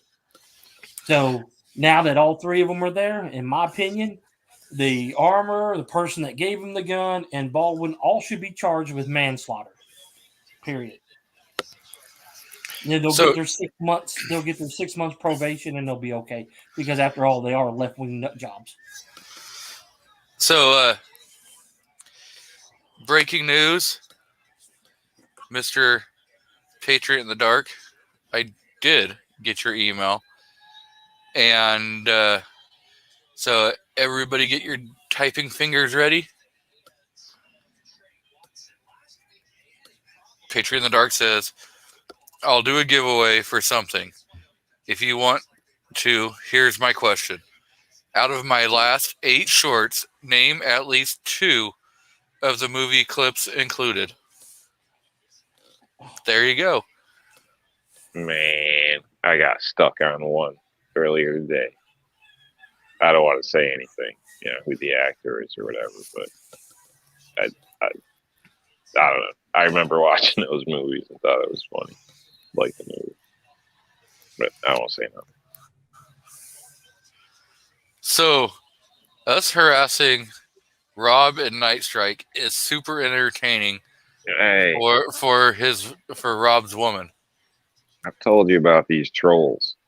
You need to do something with that. I know. I should give her a wrench. Oh wait, I already did. We should give her a wrench. Yeah. I'm like 99% sure she's got a wrench. No, she's not blue. She's not? No. Not. Oh, crap. That's fine. That's fine. Like, wrenches are earned around here. You don't just show up and request a wrench. It don't work like that. It does work like that.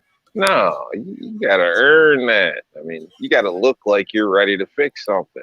You can't just be on your phone all day. Rob, she's warning you. Call her a troll one more time. See what happens. She did give me crap about that the other day. It'd be rubber tube steak for you. All right, get rid of these damn ogres. Hey, do you have a tube steak attachment for your massage tool? No, and it's not a tool. It's a deep tissue massager. Okay. Okay, look. If you can use it, look. Even Yankees got one. I seen one in his thumbnail. Who? Yankee. Yeah, it's a massager. You talking about Yankee Marshall? Okay, no. You're gonna pull in some West Coast nut job?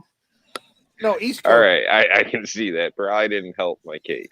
No, you didn't help your case one bit. But also, if you can use your massager to beat out the air bubbles in concrete while it's settling, it's a tool. You know, depending on what type of massager it is, it's not even a massager at all. It might be one of those adult devices that is just using a different name. It is. Well, that's what it is. It's not. Showed it. Stop he showed it. He showed it last week, and it has like 13 different attachments. Hey, hey, it's a vibrator because it goes.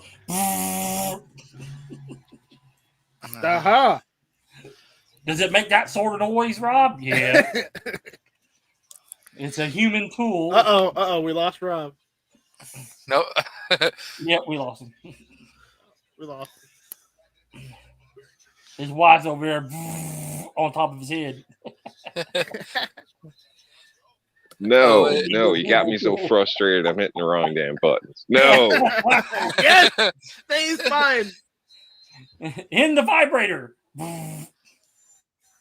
So whatever they said, no, it's not what it is. Mr. Bulldog says, "Are you all still on this damn thing about the vibrator?" Yes, we are. Yeah, it's still a tool. He don't want to admit that it's a tool. It's the tool for him to empty his kidneys. That's what they all say. That's what they all say. That doesn't mean he won't. I don't know. I don't know. I'm pretty sure she doesn't. That's a misdirect right there. Yeah, it completely is. Oh, wait. Now she's trolling for him earlier, and now she's protecting him. What's the deal here? Yeah, you can't go both ways. Okay, so women, right? He probably took her phone and typed that. Yeah, typed that. This way he could see what it's like to have a wrench in a chat. Yeah. Yeah. Hey, start a poll, G, for is Rob's massager vibrator or not? We did that. Oh, we did that already. Yeah, we did that last week. Oh. And it was over clearingly obvious by the poll that it was a vibrator. Oh, okay. Yeah, it was. It's not a vibrator. It's a cooling massager. Damn it. Oh. It's more of an emptier. Oh, whoa. Whoa. Damn. What kind of low blow is that, man? Oh. Now you don't get food, and then you're being replaced by Bob.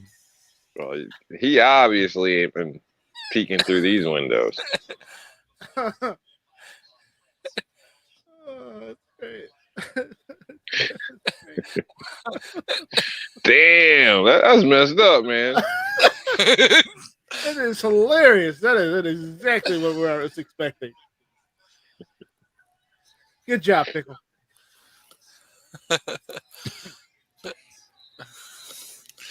Damn, Rob. I'm just saying. You're not seeing it coming or going. Her I response. thought we had levels here. I didn't realize we were bouncing off the bottom. I mean, my goodness. Even better. Look at her response. Hey, if we stay on the bottom, only where we can go is higher, so we can't, The only place to go is up if you're already sunk to the bottom. Exactly right.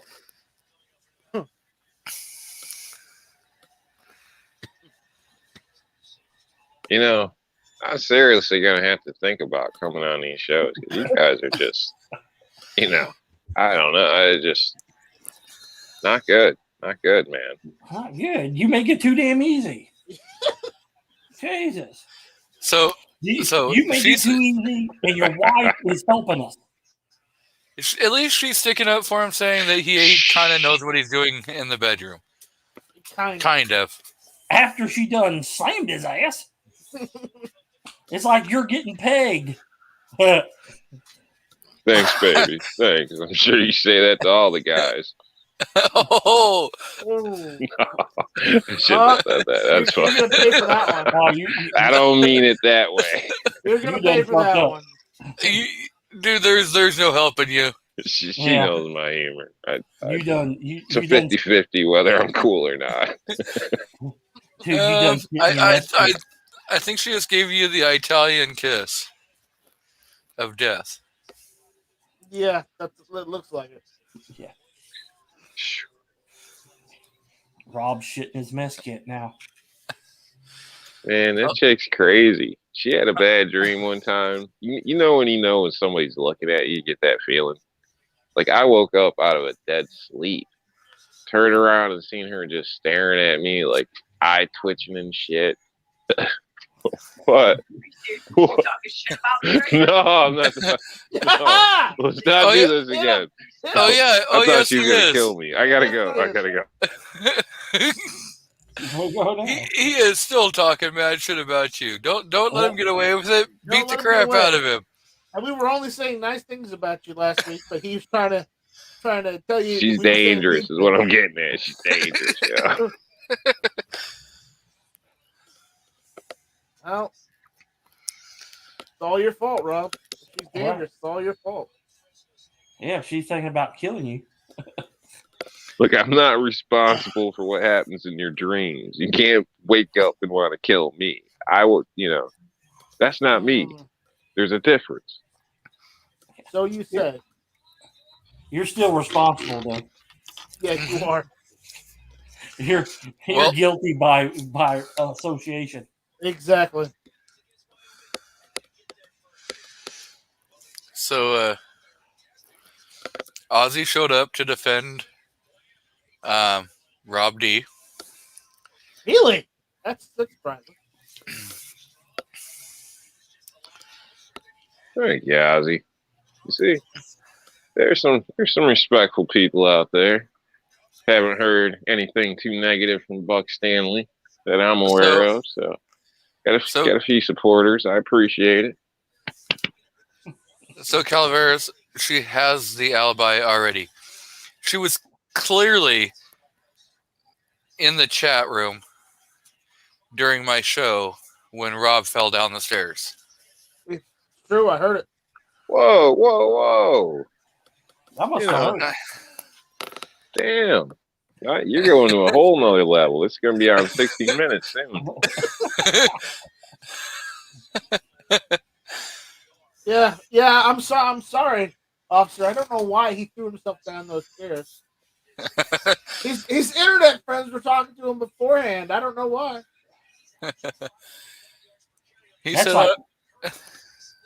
That's like Rob going out trying to find somebody named Brandon to help him. Yeah, sadly. Okay. So Gun Loving Grandpa says he voted for you to get a steak. Okay. My man. Yeah. And the real Matt Murdock. Verified user. I'm trying to see if anyone else entered.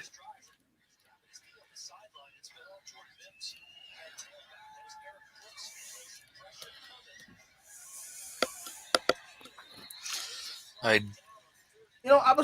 watched one of his shorts the other day, and I think one of them was I'm going to say one of them right now. One of them was Escape from LA, the last one. Well, now that you said it, yes. And sorry. Sorry, the real Matt Murdock. You're close. But no, you did not win. But you are the only one that's even decided to put half an answer in. Yeah, so go ahead. Make him the winner. I don't get to make that decision. That's... Uh-oh, a rat's going after the G23 logo. The hell? Look, even the rat's scared of it. It's like, oh, hell no, I'm out of here. Too bad it's one of those fake rats. Why do you know you have a rat to begin with? Because he lives in New York. Everyone's got a rat or 5. Well, didn't you see earlier? He's got an actual real life bunny, so he's got to keep the bunny company. So, well, some people are still stuck on Easter, according to some photos I seen last night. But it's technically Halloween coming up here. Okay, so you got to keep that in mind. Hey, I got a funny dead mouse story. You want to hear it? No. So, shit, you hear it anymore. Gizzard Gary just showed up, and I'm going to throw the question out again. So, because Kingpin's saying, what was the question? Out of my last 8 shorts, this is from Patriot in the Dark. Out of my last 8 shorts, name at least 2 of the movie clips included. So, I gave out one answer. No, you didn't. Shut the hell up.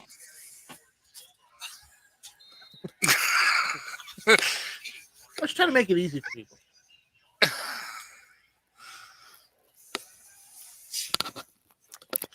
Look, there's the tactical pickle. And I'm not even going to ask what Rob's rubbing all over the pickle. Well, that's his pickle sticker. He can do whatever he wants with it. It'd be funnier if you just had your massage tool on it. That way you can massage his pickle. All right, that's funny, but it's not because you're talking about me. Knock it off, man.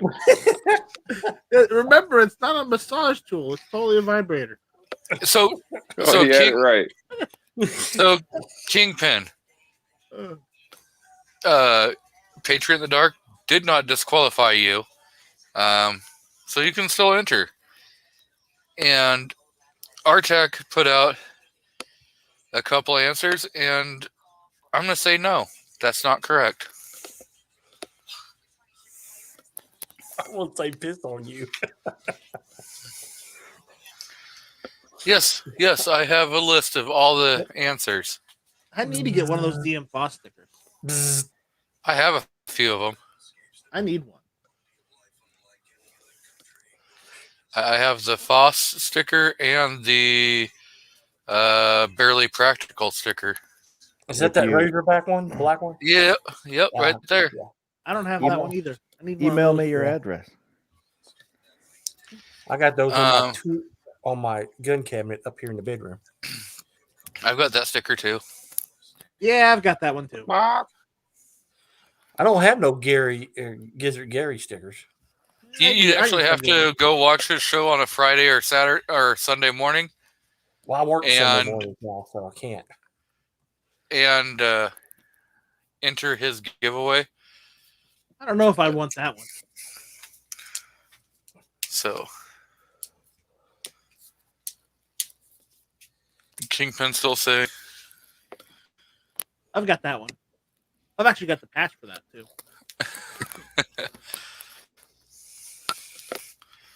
So, the real Matt Murdock says, Rays. There we go. I have that sticker too.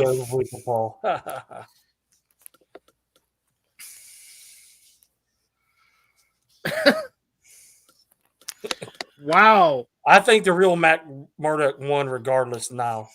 That's good. That's close enough for government work. It's funny. Drew Bradley asks, anybody know whatever happened to Tactical Squirrel Company? Nope. Must have ran out of nuts. The Tactical Dog Company got their nuts. More like they lost their nuts. Well, I'm thinking that's a directed comment towards New York.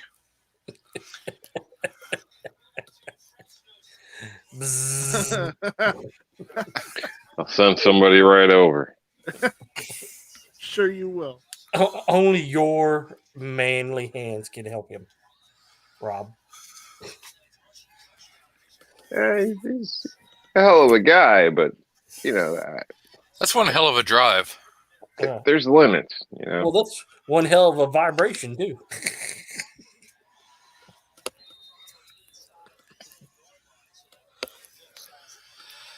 I realize that holster might have had a string, but that's one hell of a string.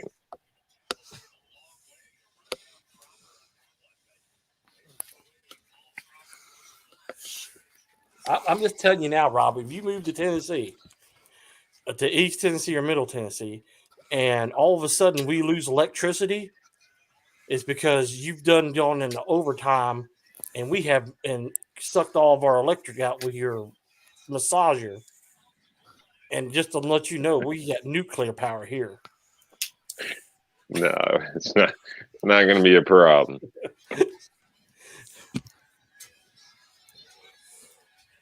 Man, when the TVA can't keep up with you, there's something wrong. Just saying. If you don't know what the TVA is, the Tennessee Valley Authority. It's got like 3 nuclear power plants here, 4 dams, hydroelectric dams. Got some bad kidney stones. I don't know. Well, he didn't say he lived underneath the power line. I told you, go drink some Colt 45. You'll be good to go. Malt liquor will dissolve those bad boys. I'm probably actually going to do that next time. That's what I'm probably. Well, you're not the only person that said that. A lot of people have said that because the alcohol makes you have to take a piss. So, although when you're in that situation, so just trying to piss hurts. So it's not the best thing, but obviously it would be to try to flush stuff out. Kingpin, just type it in the chat. Just type it in the chat. To answer you, Tactical Pickle Calaveras, during World War II, they dammed everything up, but later on, they started building nuclear plants. I don't think there's like 5 or 6 in Tennessee. I'm just like a half hour, 45 minutes away from Oak Ridge, Tennessee. So, I put a poll out in the crowd, and guess what? It involves me. So make your choice. I don't know. I don't think you should get to be able to go. I said yes, because if he'll drive like 3 hours for some damn fried okra, he can at least drive 2 hours to go see Foss. Nah. What's the poll? It's 5. 5 hours. Well, fine. Good enough. You drive. To me, you should be able to drive to New York and Tennessee to see me and Rob. At least give Rob shit in person. Yeah, I'd like to see that. Yeah. Ooh, this is a pretty one-sided. 87% say yes. 12% say no. Well, they just don't know what they want. What's the poll? The poll is should he go should G23 go to Washington State and do a shooting video with Foss? I don't know if he can go. Just because the poll says that, he might not be able to go. You can probably find some okra there. He'd have to pump his own gas in Washington, and I don't think he can handle that. Oh shit! Yeah, it'd be like that. I have a Nissan Rogue. Nice. That I can get 400 miles to the gallon on, or 400 miles to the tank. Mm-hmm. I can make it to Washington and back into Oregon before I need gas. No. He can't go. He would have to pump his own gas if he was in Washington, so he can't do it. Well, now if he stopped right before he left Oregon, so somebody would pump his gas for him. Stop in Hillsboro or in Lake Oswego. This way I'm not stopping in Portland. Just get your ass out and pump the gas. You're can't not do it. special. You're not He's entitled. incapable. He's incapable of doing it. It's people like you that are the problem. No, it's Rob, people shut like up and go me eat a that salad. keep people. It's people like me that keep people employed. Oh, you rich?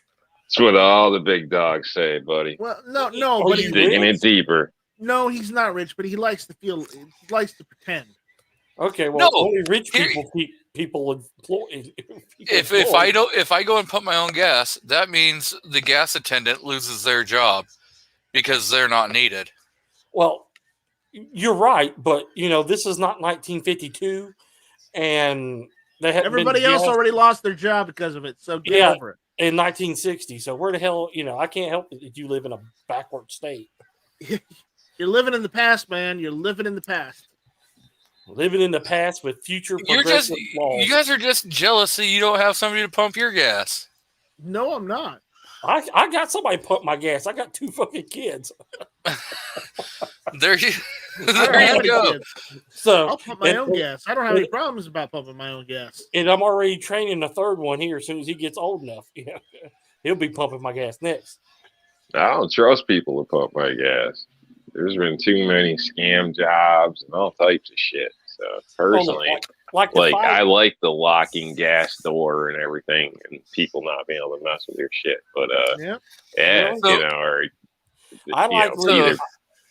I like living in a place where I don't have to have a chain to keep my hood down so no one steals the damn battery. I like living in a place where I don't have to lock my front door. About it. I like living in a place where I don't have to have a locking gas cap. But I do live in a place where I got to worry about them stealing your fucking catalytic converter. So, Foss is close, and the real Matt Murdock were close.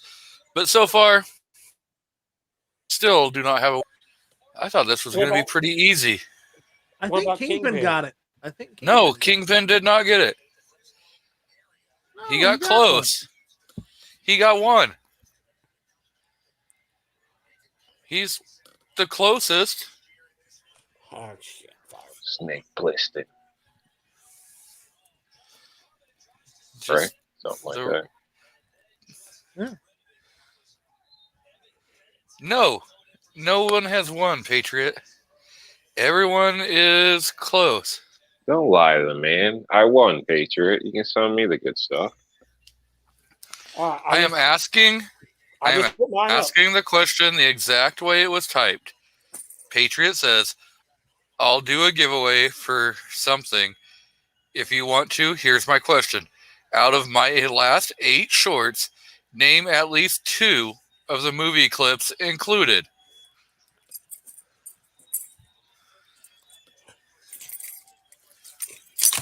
Okay, I just did mine. Did I win? Well, if I want to count the abbreviation. Oh, Jesus H. Christ. Come on now. So I want to know what they win. Is this like a used tissue or some toilet paper? What's going on? Look, we're not getting your door prizes from your 2 men in a tub. Kingpin was close, but I'm going to tell you right now, it was Escape from New York, not Escape from L.A. No, it's L.A. No, it's not. Yeah, I thought it was New York too, but maybe I'm biased. Okay. I just want to escape. So, unless he told you specifically it was New York, I think that's L.A. So, no one thinks that I am cheating. He's definitely cheating. No shit. It's the first thing they say when they're cheating is right like, there. Oh, I'm not cheating. Silver Streak, Full Metal Jacket, World War Z, Escape from New York, and Tombstone. Okay, then I won. Thank you. There you go. Yay, I won. Why did I win? Nothing. His daughter's phone bill. Well, good. That goes with my kid's phone bill as access denied, not getting paid. Yep. Shoot. And my kids pay their own damn bill. You want a phone, So- you can pay for it. So Not everybody has. Kingpin says rigged, and he says that the blind guy screwed it up. What? How did? The Yeah, blind I thought guy it was do that? Escape from LA also. I don't know, but Well, wasn't there an Escape from New York and an Escape from LA? What Yes. Escape the from New New York York? was the original. Yeah. New Okay. York was Escape original. from LA was the follow-up 80s, crappy yeah. movie. Okay. It wasn't that bad. It wasn't that The good. first one I thought was good with the motorhome, and they had to get off. They were going to a game or something like that. Got lost and stuck in the city with a gang chasing them down through department stores and all That types was of both things. movies. okay. Different So- actors though. The guy wasn't wearing an eye patch and all that weird shit. Yeah, eye patch both So- times. I will put together a prize pack, and I will send it to Kingpin, What? and then Patriot in the Dark can do the prize pack for Artak. Okay. So there we go. That's how it's going to be done. To answer the question, no, I didn't read the book Full Metal Jacket. I just look at the pictures. Yep, Snake Plissken. I might have to watch that tonight. Or soon.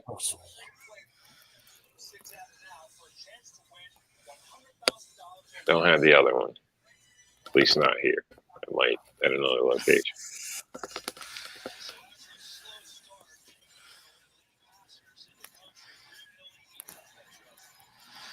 So we got Mr. Single Shot out in the crowd. Welcome.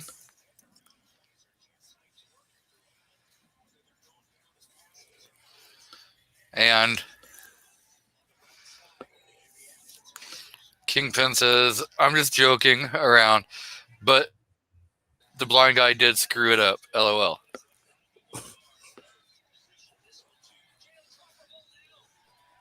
Got his movie too. Who, the blind guy?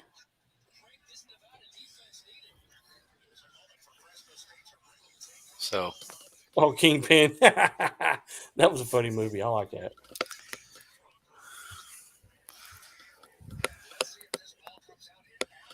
Bill Murray was hilarious in that thing.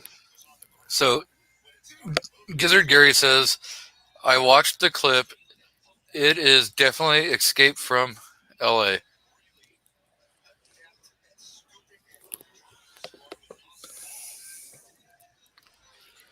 Yeah, you can Kingpin tell says, by the actor.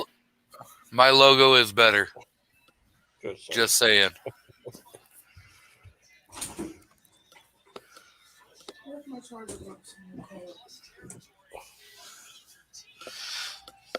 So, wow.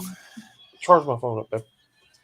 Calaveras is saying that don't The guy offer gonna- something you are not willing to pay up. Ah! Remember I told you I Yeah. gave my mom for the payback.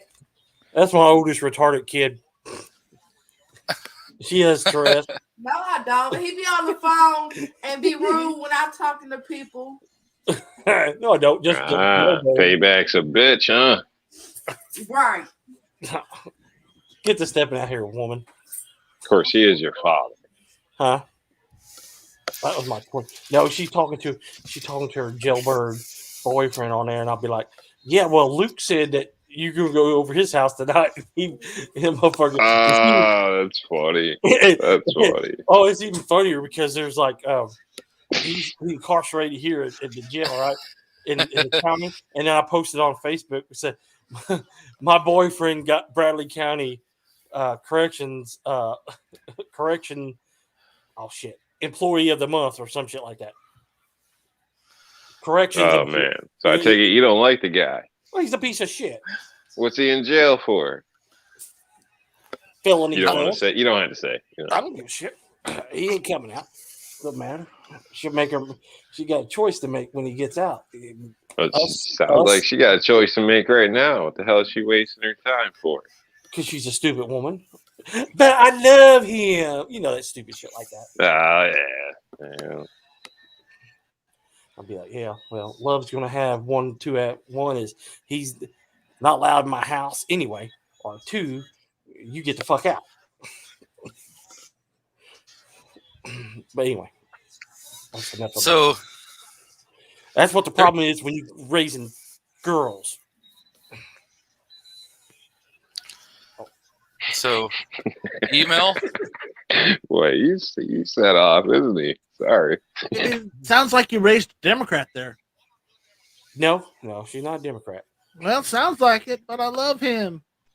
Well, I've raised girls. It's not the best thing in the world. Let me tell you. The proof says that only Democrats love criminals. So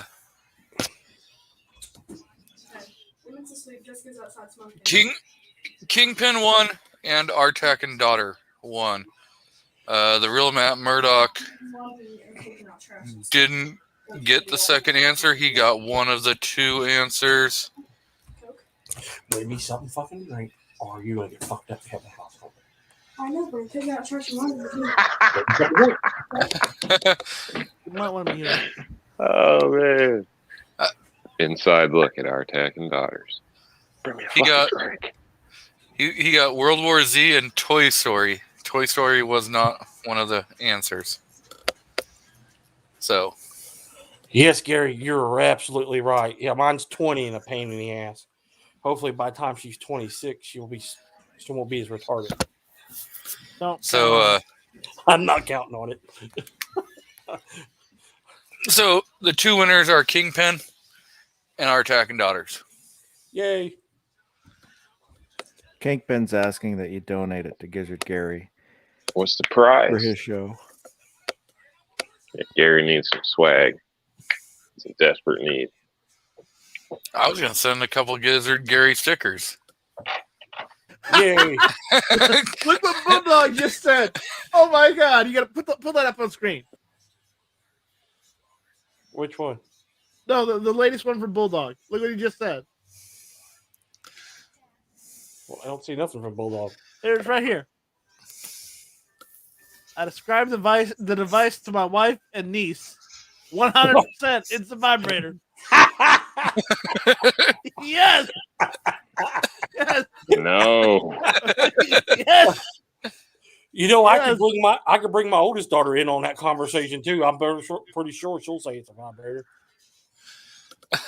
I'll wait till she comes back in here. I'll get her riled up. Babe, you got something to tell me about that massager? You come after the vibrator. You got something to tell me about that massager? No.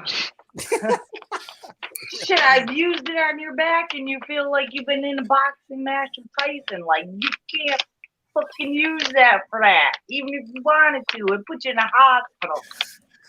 There ain't no freaking way. Brian. You done pulled out the New York in her. Oh, boy. All right. Can you do All that right. again? Hopefully that clears the record. Right. Yeah, it's a vibrator. Keep your wife back on keep your wife back on so we hear her tell your ass a new one. Okay. She's right here. She's just not yelling at me. So Artak and Kingpin, go to Patriot in the Dark's channel, and his email address should be there. All right. And, I'm gonna head out. I'm gonna go have some lasagna. Okay, just remember you're banned from soda. No, I'm gonna have some soda. I got a Coca-Cola here. I'll drink for you. All right, thank you. I've got Barks root beer that I've been drinking. That's better. Mark sucks. What? Blasphemy.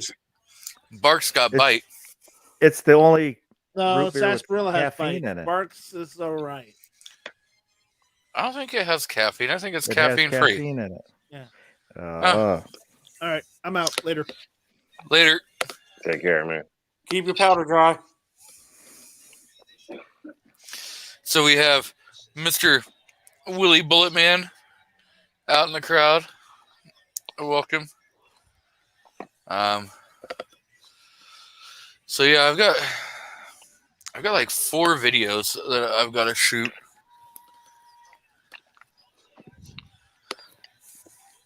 How many of them was Alec Baldwin?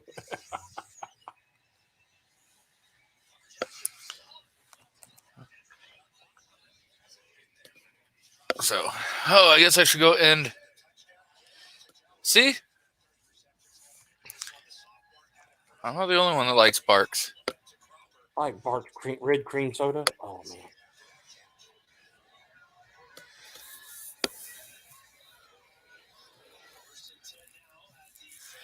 So Bald and Curious says he was been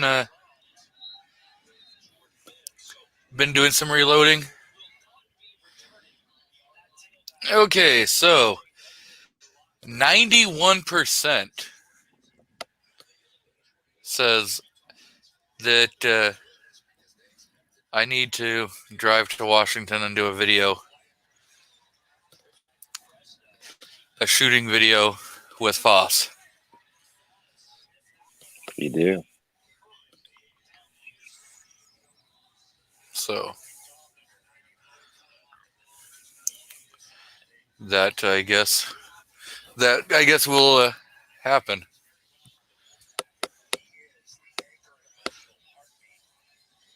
Good. When is it going to happen?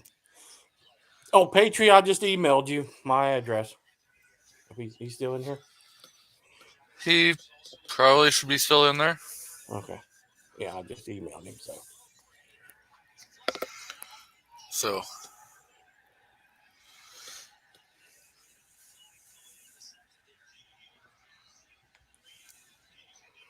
The last 2 videos he did, I had to think about it because he's got a whole bunch of owl shit. Puddinhead Biden talking crap. See, even Rob is eating. What's he eating? Tube Yep. Nope. No thanks to you guys out there that want me to starve.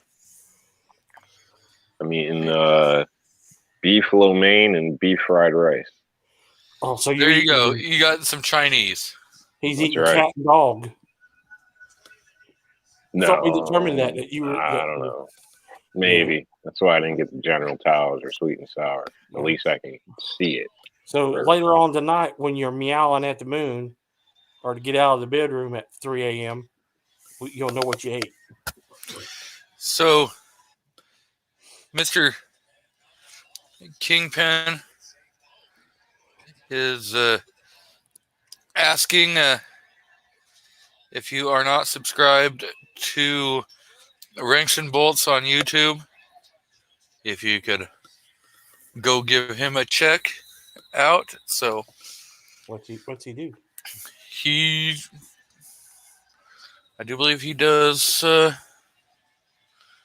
me pull up the. Oh, he didn't even put the.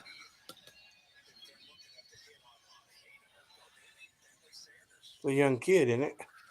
Yeah. Yeah. Yeah, he's a pretty good kid. Yeah, he does. I think he did some reloading videos and stuff. No. He does not. He's nowhere near. No. I see him in a bunch of the reloading chats, like with the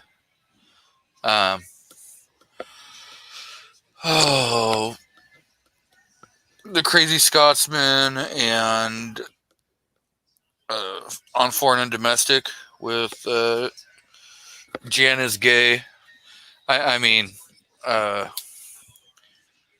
sub to him anyway. Alan B. Pro and Balding Curious, who's on the panel a lot. Mario Mosen.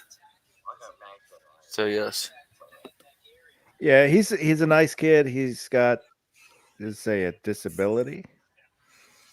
Slightly. But he's, he's earnest. He's a nice guy. Yeah, I said to him. I cannot disagree there, Calaveras.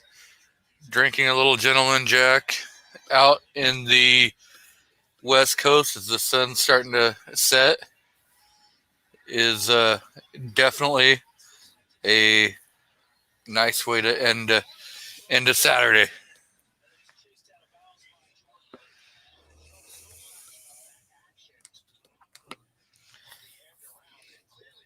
So Gizzard said that he's been on his early bird chats a few times. So right, that's right. That's where I've seen him at.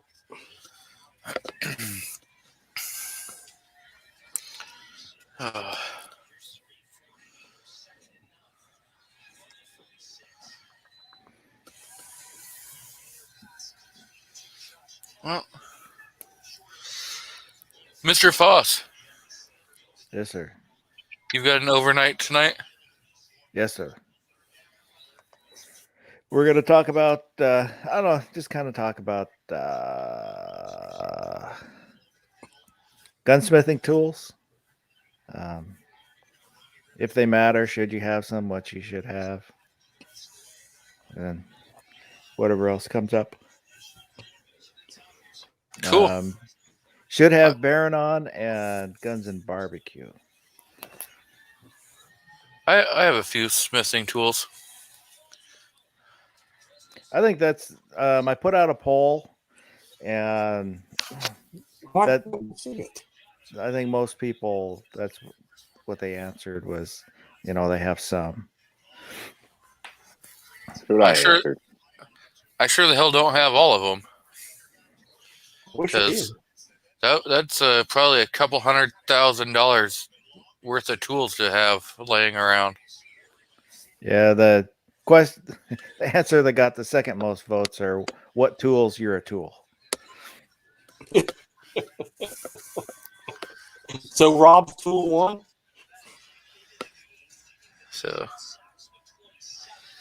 well, Patriot, have a good night, and hopefully the two winners decide to get a hold of you. I just told you I emailed him. I heard you. Okay. I said 2.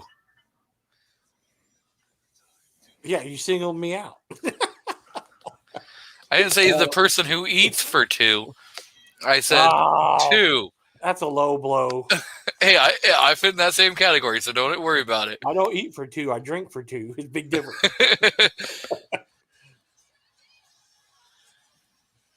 Yep. Like Christian Gress, who does have a great channel. If you guys aren't subscribed to him, definitely check him out. Yeah, he's a good guy. He does good videos. Oh, he does great videos. Yeah. It's always go pick up 1 or 2 tools that oh crap, I need this.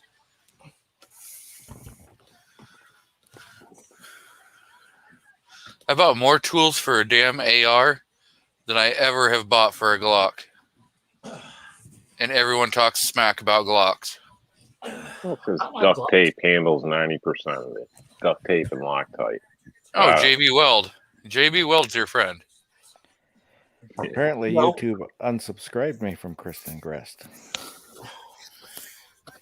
For the longest, I used to get a tool every paycheck. Like, it's just a rule.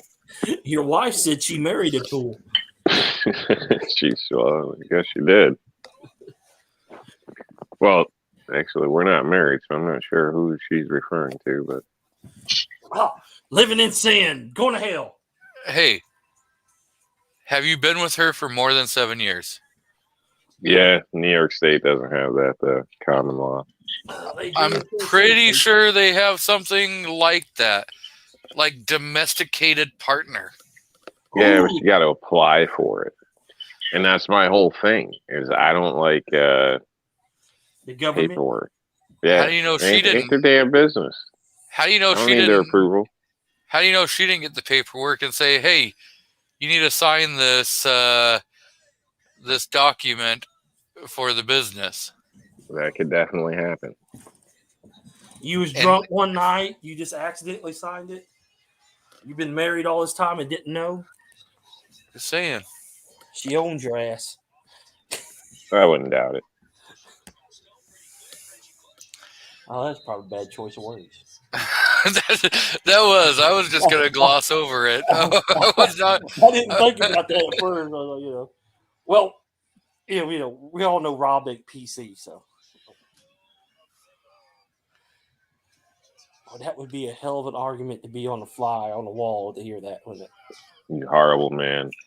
Horrible. I own your ass, boy. You heard him. You heard him. Get your wife on there. Get her to say that. That'd be hilarious.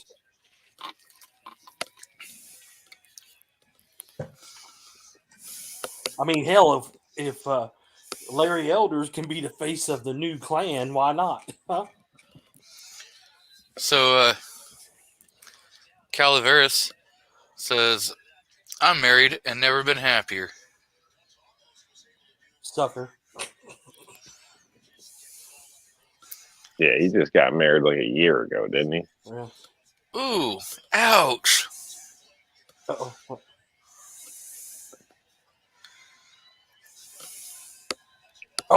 Oh, sounds like I better get searching for some paperwork, huh?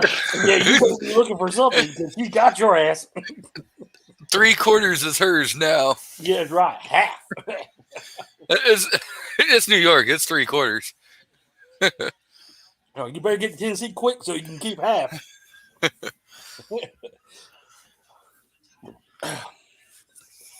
Now, me and my wife were together for like 14 years before we got married. I wanted to make sure that I wasn't going to run off. So, Christian says, been married just shy of 20 years. Pretty dang happy. Yep. The wife and I, 2001. So, a little over 20 years. Damn, that's when me and my wife got together, was 2001. July 4th. Third for me. July 4th. This way, I can be a cheap bastard and take her to a fireworks show and say, look, everyone's celebrating our anniversary. Oh, man. You won't forget the anniversary date, will you? That's why I never forgot my wife's birthday, because her birthday was December 26th. So. But she always made sure I didn't get off cheap. Put that way. I couldn't pre-wrap over Christmas. Yeah, you're roboting pretty hardcore. Who? And Balding Curious, that shirt you were wearing in this last video, on the shotgun, yeah, that was a pretty funny shirt. I even showed my wife. She started laughing.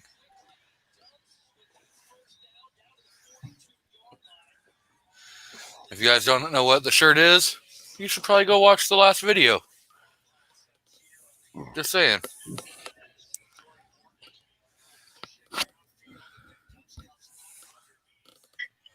That I like it hard shirt.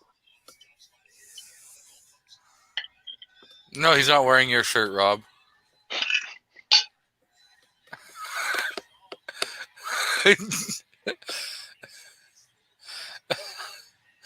And he muted because he just choked on his chicken. Hey, Rob, show that massager picture again. I want my oldest daughter to tell you what the hell that is. I'm here too. You don't know what the hell it is, so you go away, kid. I'm still here. Looks like a normal massager. That's all you need to know. What's going on, Tori? Nothing much. Oh my god, this is taking forever.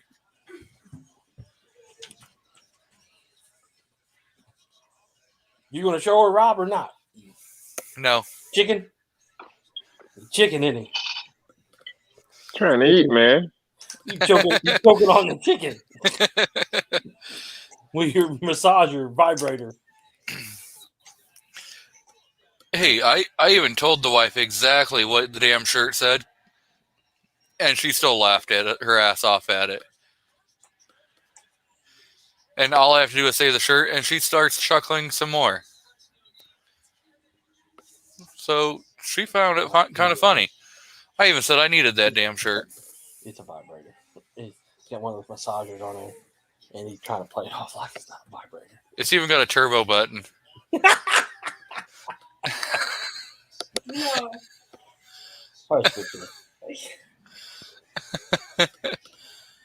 So you just made me come in here for nothing. Yeah, pretty much. It's just a regular massager. They have the turbo button. Fine, I'll get up. Why are you guys so obsessed? I don't know. Use it as a massager. I don't know. You know what I'm saying? Oh yeah. It's a massager. You know what I'm saying? Hell yeah, I do. Yeah. Go in the dungeon and locate it. Come back here, Vic Jessica.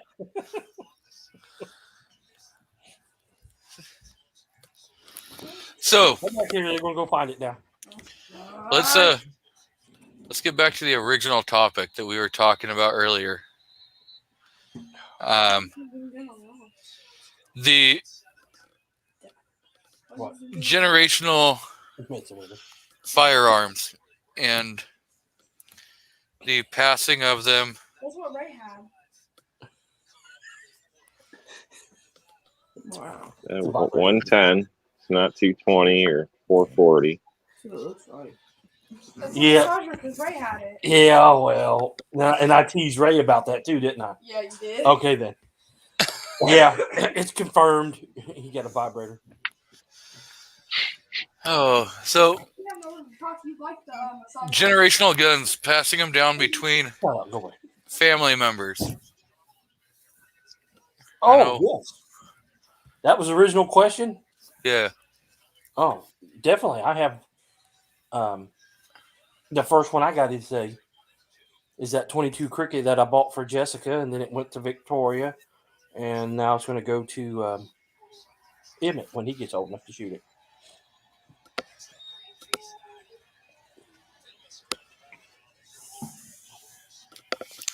Do you have any firearms that were passed down to you from your relatives? My great uncle Billy, I got his single shot Marlin 410, and that's the only thing I got from my family. Well, and my uncle bought an M44 Mosin Nagant with a 46 date on it, and I have it. So I got two, I guess. Yeah, I got two. So are you gonna add to the collection and pass it down to your kids to have them maybe add to it and pass on to their kids and keep it going? Oh yeah, they all have a choice of my not only do my girls Emmett, but my two nephews and two nieces. Well, my niece has already got I've already gave her a pistol and a shotgun.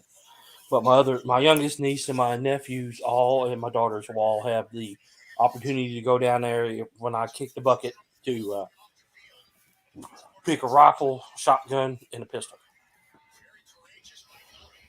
The rest gets sold to pay the house off. It's just not paid off by that time. So Calavera says, my first rifle was my grandfather's Marlin 336 SC and 32 Winchester Special. Then I got my other grandfather's Ruger M77 and 7mm Remington Magnum. So that's why you got 32 Special part of your name? Just curious. It probably quite was. So unknown user says, I passed on my dad's Marlin 80 to my nephew, a Remington Mohawk 48 gold trigger to another nephew. He says exactly where my name came from. And we've got R4 Mississippi Thunder. So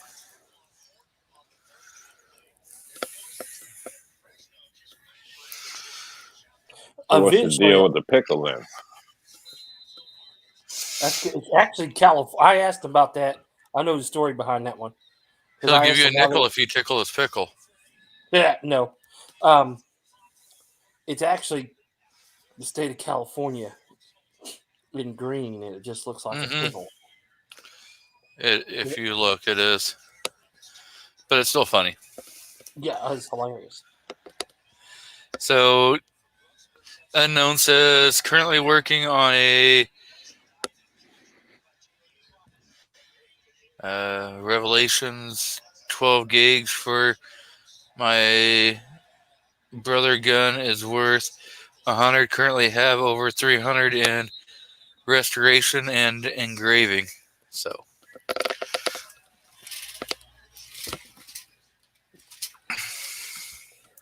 well, I'll get my dad's Heritage Rough Rider when he passes. But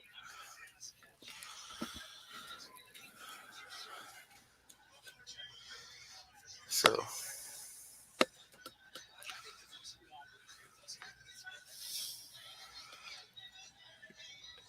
Mandatory Carry says he's trying to build up half dozen G27s and AR-15s to pass down to his kids.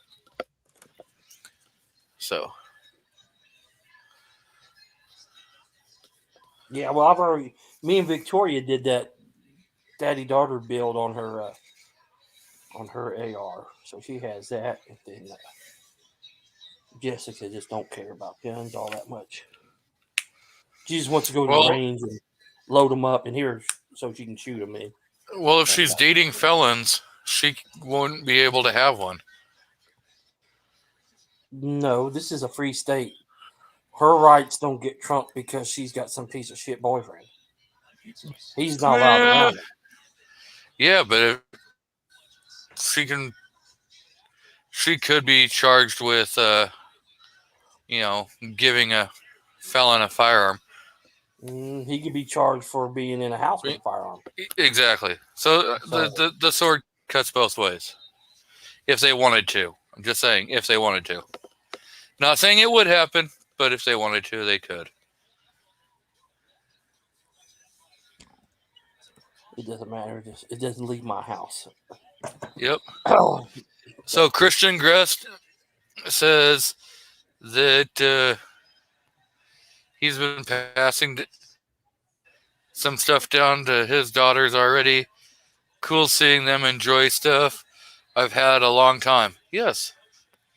And then the Slovakian says, since I'm first generation here, I'm going to have to start whole hand-me-down family guns. My son just turned 21. Time for him to get the pistol license. So. Does he live in a state where they don't have constitutional carry, I guess? Yeah, he's another Yorker. Oh. From Czechoslovakia. Oh, wait. So is he from... Does he consider himself from Slovakia or from Czechoslovakia? I just call him a Slovak. Well, that would be all. I think it covers all of them. There you go. But, because now you're either from the Czech Republic or the Slovakian Republic, I guess. I don't know. Well, the fact that he says that he's from the former Czechoslovakia, I would tend to say that he refers to it as Czechoslovakia. Since that's what he wrote. Enough. He's old enough, it was probably still Czechoslovakia when he was born. Yeah, but the country's split now, though. So what does he consider him? He said former, but he says Slovakian. So is he from the Czech Republic or from Slovakia? What part of Czechoslovakia is he from? That's my question. And what is he? I think he's from Poland.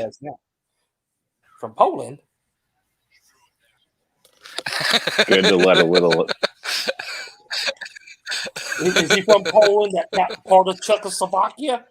Answers. Look, I'm a history major. That whole thing is it? So what were you about to say, Rob, before I rudely interrupted you? It's good to let a little sunshine in as well as out. So you farted? He says he's been here longer than in the old country.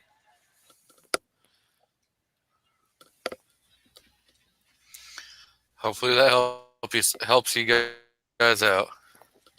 Not really. 14, 32, 12, 17, 5, 38. Nickel That's the 98. lucky numbers. You lucky numbers. Everybody cooks that's on here.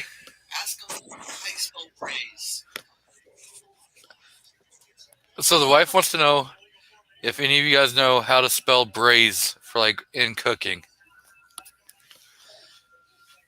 If Midnight Range TM was still out in the crowd, he could friggin' tell you.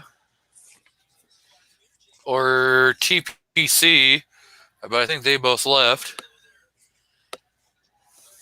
See, he's from Slovakia, so he's a Slovakian. So I told you he was a Slovak. But his birth certificate says Czechoslovakia because it was a country then. That was one whole country. So holy crap. Have you seen those dash cam videos from over there? And they let his ass drive here? Are you kidding me? It's BRAISE. So it's BRAISE, not Z. Like, yeah, he corrected himself right after that. I know. I always thought it was a Z. So no, that's a brazing torch. That's something different. You can still cook with it. I know, right? That's all I'm saying. Let's say he's right, but he can still cook with it.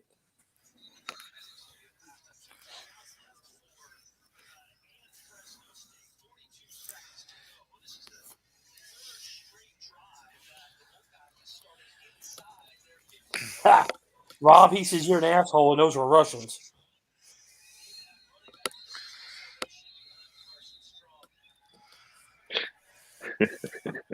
Everybody knows I'm an asshole. What's new? M. Gabriel says, I'm Slovak too. I don't think they're all from Russia. Woman, let me through it. Please. Thank you. You need a cigarette like you need a hole in your head. I've got 2, 4, 5, 7 of them. Holes in your head? Yep. See? I've got one of them goth ears, nostrils, eyeballs.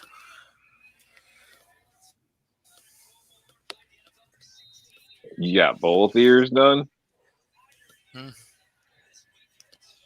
There's holes in your ear, so you can actually hear.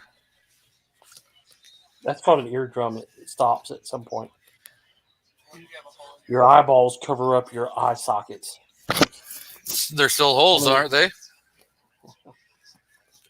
Technically, yes or no? Your skull has holes, but not your head.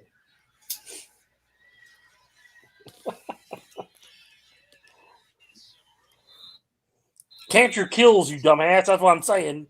Come on now. Don't make it too hard. Hey, I look at it this way. Most males on my dad's side of the family don't make it to their 65th, 66th birthday. I got a good 20 years left. I'm going to enjoy it. Still holes, aren't they? Oh, that'd be like the worst thing to hear at 3 in the morning when you walk into a truck stop restaurant.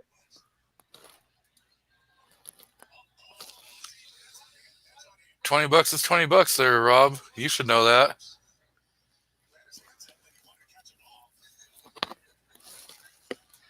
Mike's in the crowd.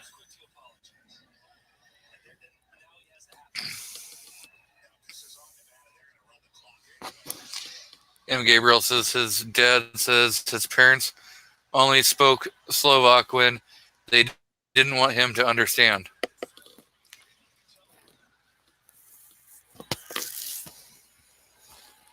And what I need at work is a Spanish translator. Google. No, this chick come in there and she says, I need glass glue. You need what? She needed glass glue. And I said, I needed $1 million. What the hell are you talking about? So she got upset with me because I took her over to the glue section. And I was like, well, I don't know what glass glue is. There's no such thing unless you're wanting to repair a chip or your rear view mirror is off. And she was like, oh, I don't know. Anyway, I don't know what she said. She probably cussed me out in Spanish. And then maybe somebody was messing with her and sent her to the store just to be. Well, yeah. So I was like, here, I said, did they tell you? Are you trying to say crazy glue or gorilla glue? And we got this clear stuff here. You can use this to put your overhead console back up because it's all broke to hell and back. I was like, you can use this and glue it back up in there. And then she just, anyway, give me your $6. Here's your glue. Get the hell out of the store. Yeah, they got that chip filler stuff, and then there's mirrors and crap that pop off. We're talking about the head, the overhead console that has the two lights and the off and on switches for it. Well, that should be held in with plastic clips, probably, if not a screw. So. It was the picture that she showed me. It was all glued together already, so it was beat to hell in the back, and it was in some little shitbox Honda to begin with. You know the type of car. It probably still ran though. Well, I mean, I guess so. We got to get from here. How do you think they got here from Mexico? They didn't walk. So Sergeant Joe Smith says rear view mirror glue. Yeah, that's not what she wanted. She wanted for her overhead console, piece of plastic. She needed plastic glue. I said, look here, this is plastic glue for your plastic part that's hanging down. She just that language barrier. And then I had some other woman come in not more than 20 minutes after that, hand me some part which I've never seen in my life and say, I need this. I said, well, what the hell's it go on? Or what year your car? You know, I'm nice now. I said, what year's your car? What year? Yeah, I'm salt. Yeah. I mean, was there a part number on it? No, there wasn't no part number on it. Come to find out, I said, well, take a picture, have somebody send you a picture of where it came off the engine from, and then and tell me what kind of car you got, so I can look it up and get you the right part.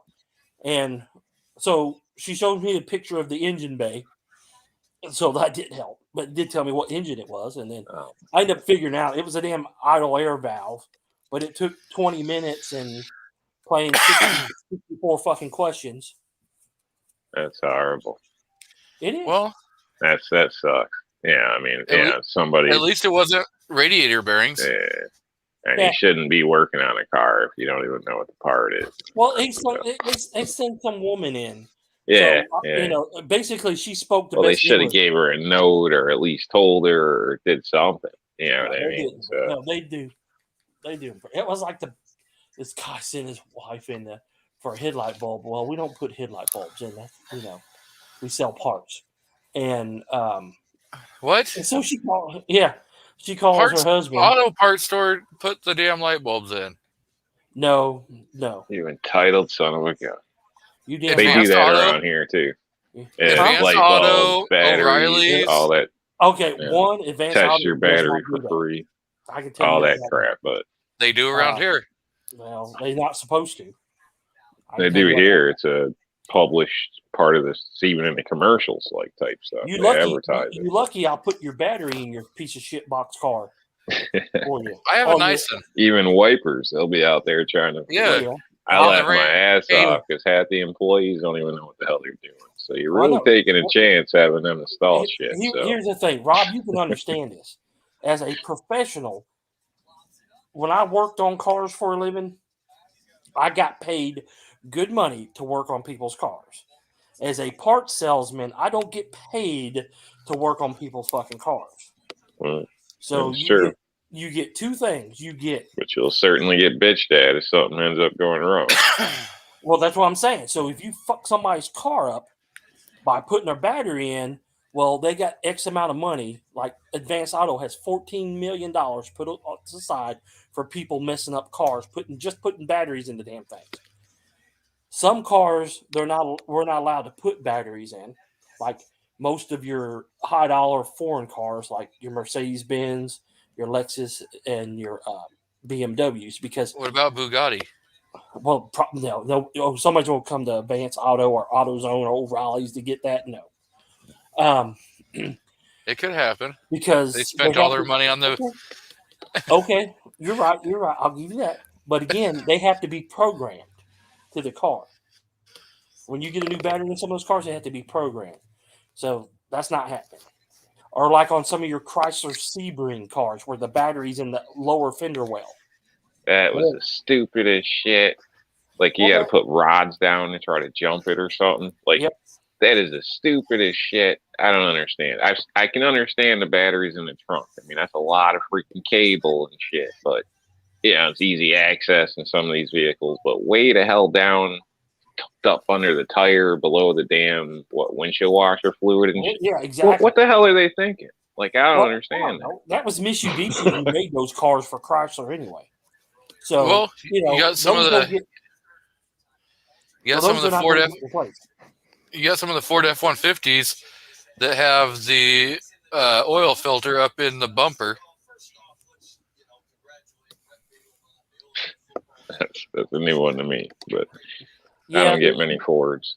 You see those every once in a while. The real thing that we see with Fords anymore is all the F-150s, F-350s, F-250s, all with the 5.4 Triton V8 in there that launches the spark plugs out of the cylinder heads because they didn't put steel inserts in. They just made them out of aluminum, and eventually they get spit out because the spark plugs are actually steel.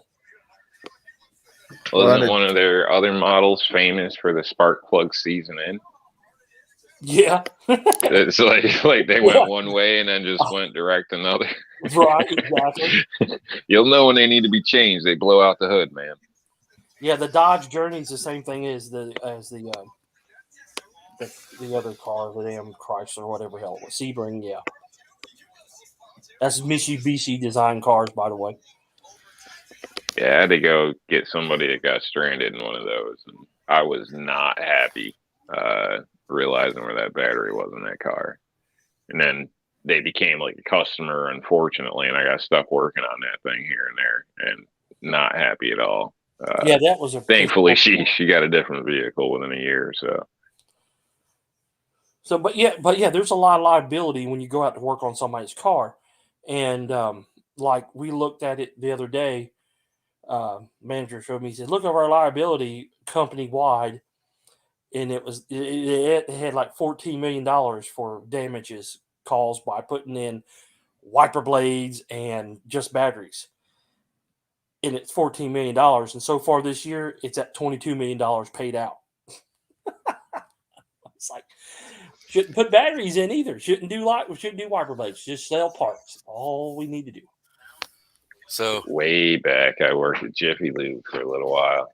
And I was working there and, ended up, I like the bay because you can make the most money in the bay. And you don't have to try to sell people shit they don't need. But anyway, you can pull like what the manager was making just being a bay technician. But or you could then. I don't know, not now. I don't even know if there's still the one around here in business. I don't know if anybody else is, but I seen a vehicle went out one time. It wasn't my bay, but we just were all standing. Shop got slow, and we're looking around, and you see a trail of oil out the door, and we're like, "Oh shit!" Yep. Thankfully, it clearly was not my bay. Well, it was like the new Pontiac Grand Am Y-Track or something like that at the time. Yeah. It was the sports model, all this shit, brand new vehicle. They toasted the engine on and never put the drain plug back in. So that was bad. That dude got fired. Like, he didn't get fired that day in front of everybody, but he didn't come back the next day. We used to have one up in Kentucky, or actually in Cincinnati, and it was down the street from the Midas that I worked at, and constantly they'd send cars down there that they've they've done something to. The number one thing they did there was put transmission fluid in the master cylinder. So first thing you knew when you popped the master, I ain't got no brakes, right? You pop the lid off the master cylinder, and then that rubber O-ring that keeps everything out blows up 5 times the size that it normally is. Yep, you got transmission fluid in your brake system. Yeah, I've seen a lot of people skip the gaskets on Honda, some of the imports and stuff. Yep. And so you keep that slow leak, or they're like, oh, you don't need that. And then they just crank on it and strip the pan. You know what I mean? So I've seen a lot of stupid shit with oil pans, but that seems to be a biggie. It's one of them things, a little, I don't know, 25-cent gasket or something. I mean, nowadays it's probably $1.25, but yeah. No, it's like 57 cents. It's all you need, man. Like, yeah, it's amazing. We sell them constantly. That's and then the new thing now is that a lot of the cars and trucks will have the canister type filters. And they're if there's a halfway decent company, they've made them out of aluminum, so they'll last a lot longer. But majority of them are all damn plastic, right? Plastic, and as soon as they torque on those, somebody crack those things in half and get doused in oil. I do try to warn people. They seem messier, the new style. Yeah, they are. It seems like it makes a hell of a bigger mess, but that's like engineers. Engineers like to change shit. If it's worked for 100 years, oh no, we're going to change it because we got to save those 2 ounces of weight so we can get that 1/8 of a tenth of gas mileage out of it, like door handles and shit. Like Gucci Glocks. So Calavera said he had a dealer cross thread my oil drain plug. F them. How you know they did it? Was it maybe somebody who did it before them did it? Not taking up for the dealership though. Just saying. Cross threading's better than Loctite. I'm gonna say that he probably took it to the dealership and they screwed it up.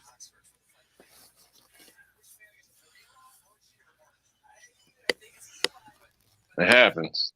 I don't know how with some of these big dealers, because a buddy of mine worked for some of the biggest ones around here, and he's giving me print offs on stuff, and I mean they get like cheat sheets like you wouldn't believe. Like you could be an idiot, never worked on a car a day in your life, pretty much. Then it's going to tell you, grab this socket, go to this bolt, spin it 13 times, but not 14, because you don't need to disconnect it or you're going to have to support this. But that 13th spin will give you enough room to slide this extension in to get this bolt. Like, it's amazing. I'm like, are you shitting me? I've never seen like a step by step like so good before than from the dealers, print off themselves. I couldn't believe it. Is my kitchen clean? I gotta sweep it, but I'm gonna pick out the rest of the trash that's in there and do one. Go get it done. You want cherry lemon? Yeah. Okay. So, yeah, Kelleher says that dealer was the only one that had worked on it. To that point, never again. So, well, it's sad that it happened, but usually 99% if you take it to the dealership, it's going to be done right. I mean, that's facts. And then, because usually all the shade tree I mean, I've seen it. But you're paying for it. Yeah, well, you're paying for competent, trained people for your car. That's what you got to do. You're not paying for Joe Blow, who, I fix it under trade, for $20. What I used to tell people is that you can pay me a little. You can pay a little now, or you're going to pay me a lot more later when I got to fix somebody else's mess up. Yeah, it's true. I think but I've seen some dealers do some shitty stuff too. So again, having a friend in there, there's they've had a lot of issues, but it's not. I think it's the individuals, or I'm not saying it's the actual dealers. I mean, I guess that would fall back to them, if they're going to accept that or whatnot. But even just simple brake jobs, they don't. They're not lubing the glide pins. They're not like cleaning shit up decent. Just like kind of common sense stuff that should be part of the job. You know what I mean? And It's like they're trying to blow shit out so quick, even though they're still going to bill you for 2 hours, but they're going to do 4 cars in that 2 hours instead of just your one. That's the problem. So, yeah, you're right, but the problem with that is that that's all caused by flat rating for mechanics for flat rating. You know, when I started, we used to get half the labor rate. You know, and the labor rate might have been $45. You know, we got half of that. Now labor rates at these dealerships are $120, $150 an hour, and they're only getting $15, $16, $17 an hour.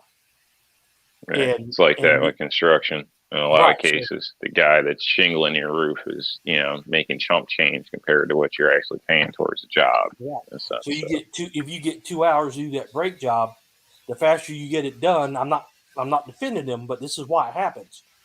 You get 2 hours. More money you make. Exactly, because if you do take the whole 2 hours, you're losing out. Because here's another thing too, people don't realize. There's warranty work on those cars.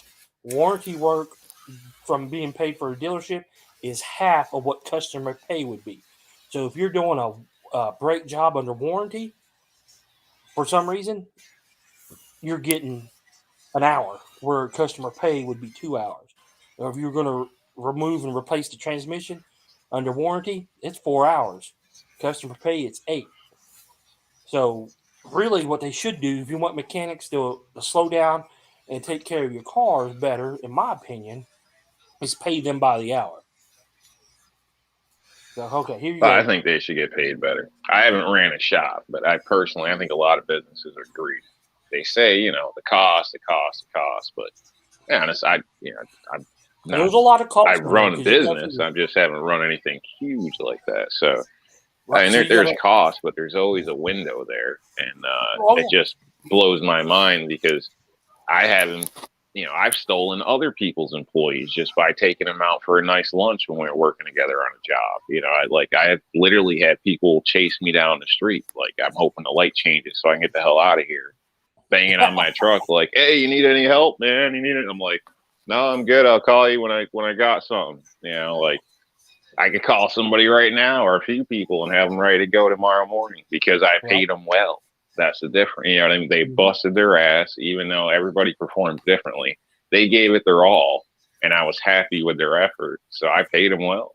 Like, yeah, I treat people like I'd want to be treated. So you do that, and I can get an employee right now. You know what I mean? So I don't know. You know, companies got to stop shitting on the people that make them who they are. At least pay them a decent. Yeah, I agree with that because. And that's why, you know, they always say, if you ever find a good mechanic, he's worth his weight in gold. I used to have a really, really, really good mechanic that it was up at Reichard Nissan, and he was a Z specialist. So anytime Nissan came out with a new Z car, he was sent to be trained on how to fix it. And he also helped write some of the repair guides that Nissan used because he had been repairing Nissans for like 27 years. And so it was stated right there that he was the only person that was able to touch my car. If he was on vacation, my car would sit and wait till he got back from vacation just to be fixed by him. No one else was touching my car. Chevrolet dealerships had. I've got customers like that, and I'm not even a shop. Chevrolet dealerships used to have, I don't know if they still do, but at one time they had Corvette only mechanics. They only worked on the Corvettes. Well, after people get burned, you know, 2-3 times in a row, going to the, you know, the big guy in the phone book, the guy with the commercials, they get real pissy and testy. And, you know, you can do something decent for them or a service and, you know, not try to upsell every damn thing. They appreciate that. They really do. I had Mr. Chin, he was a customer. He followed me from like 4 different stores. Wherever I went, he followed because he only wanted me to work on his car. Dude, Mr. Tim was a crazy little Asian guy and owned a Chinese restaurant, always coming there feeding us all with a bunch of egg rolls. Dude, he was hilarious. He loved his Cadillac. He had his old 1989 Cadillac that we kept on the road way too long for him. He dumped a lot of money in that thing. So the wife had a 84 Nissan 300ZX Turbo. It was the year, 84 was the year that Nissan bought out Datsun. So on their Z cars, they had both Datsun and Nissan. And in 1,500 of them, of the turbocharged versions, they put a Corvette T5 tranny in there. In 500 of those Corvette T5 trannies, it came with, 86 when they had the T5 in there. And in 500 of the 1,500, it had a driver's side reverse switch. So instead of it just having a Corvette reverse switch, no, it was not just that easy. So you'd have to go to Corvette, get the reverse switch. Then you had to go to Nissan to get the connector that connected to the reverse switch. And then you had to go to another place to have them actually like custom build you the part. Problems, man. Well, I could tell you why that doesn't make sense on so many levels, because the T5 transmission was not just for the Corvette. It was in the Camaro as well. And the reverse switch, if they had it, it would have used the GM connector. That doesn't make no sense. So, and the T5 was a manual transmission also. Yep. It's a 5-speed manual. Right. It's 5-speed Borden-Wagner transmission is what it is. Yep. So the switch doesn't make no sense why they'd have to have a different connector for it when it's taken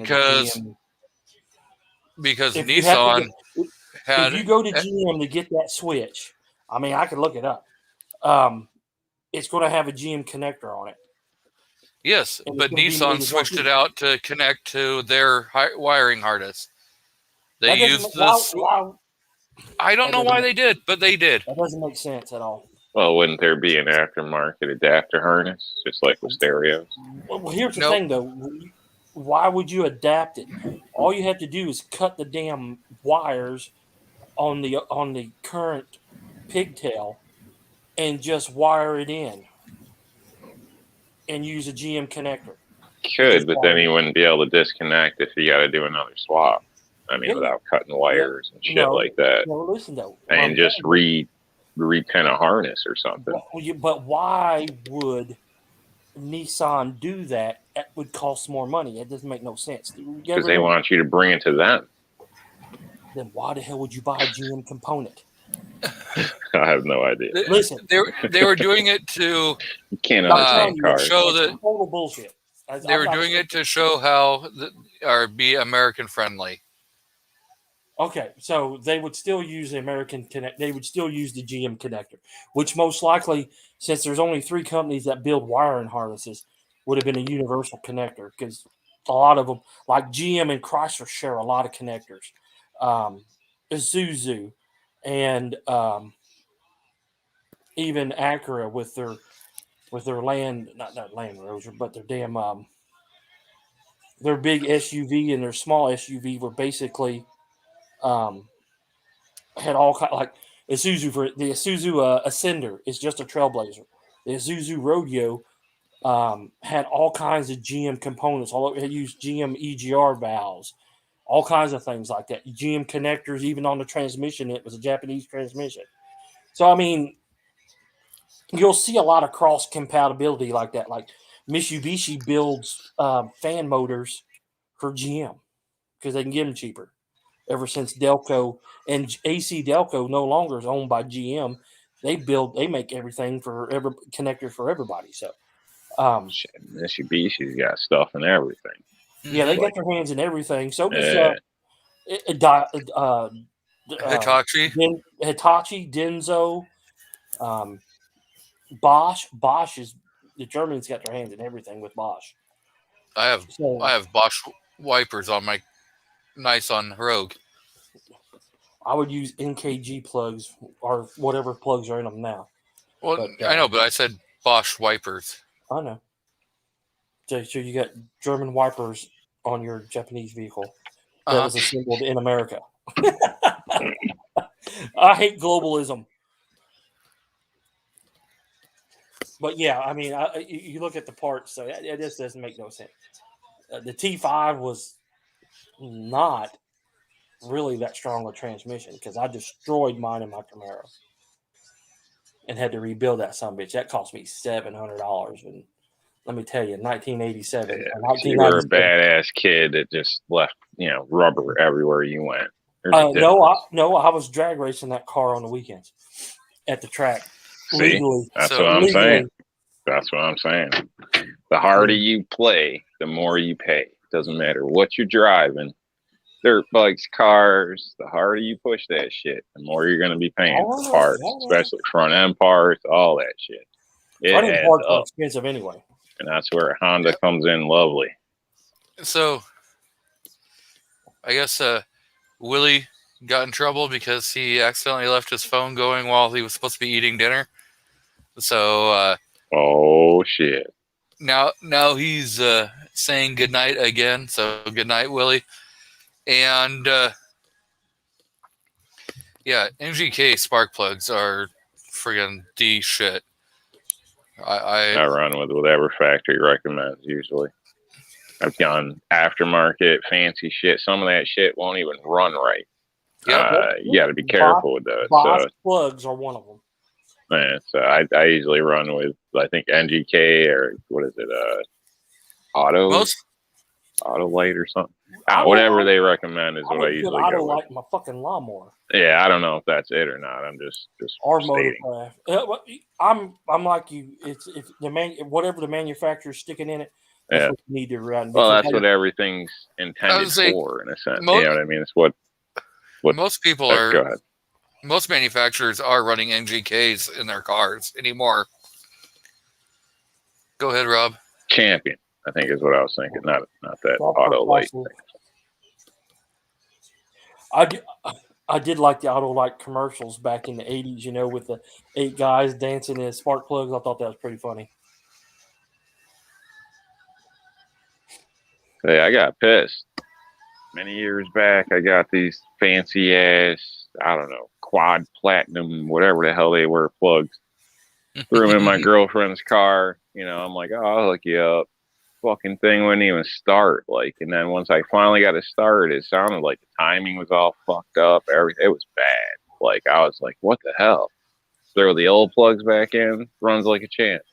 So I take them back to the parts store and I'm like, hey man, what's up with these plugs? And they're like, oh, well, you got to upgrade the electrical system and everything else. I was like, nobody told me that an hour ago when I was down here. I just saw the commercial. They looked like, I was going to be Mario Andretti in that son of a bitch, Put those plugs in and you get an extra 20 horsepower or something. The way the commercial made you believe.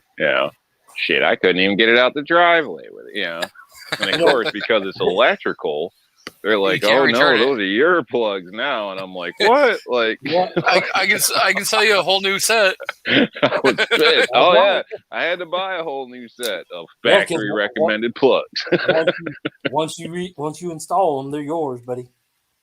Yep. Talk about pissed. Yeah, I tried putting a tire on a rim once myself in a basement too. Now this can be done, but 17, 18-year-old kid that's like, oh, I got this shit. Not a good idea. Not a good idea. Tell you one thing. Some part stores are even at the point of you gap them, they're yours. Yeah.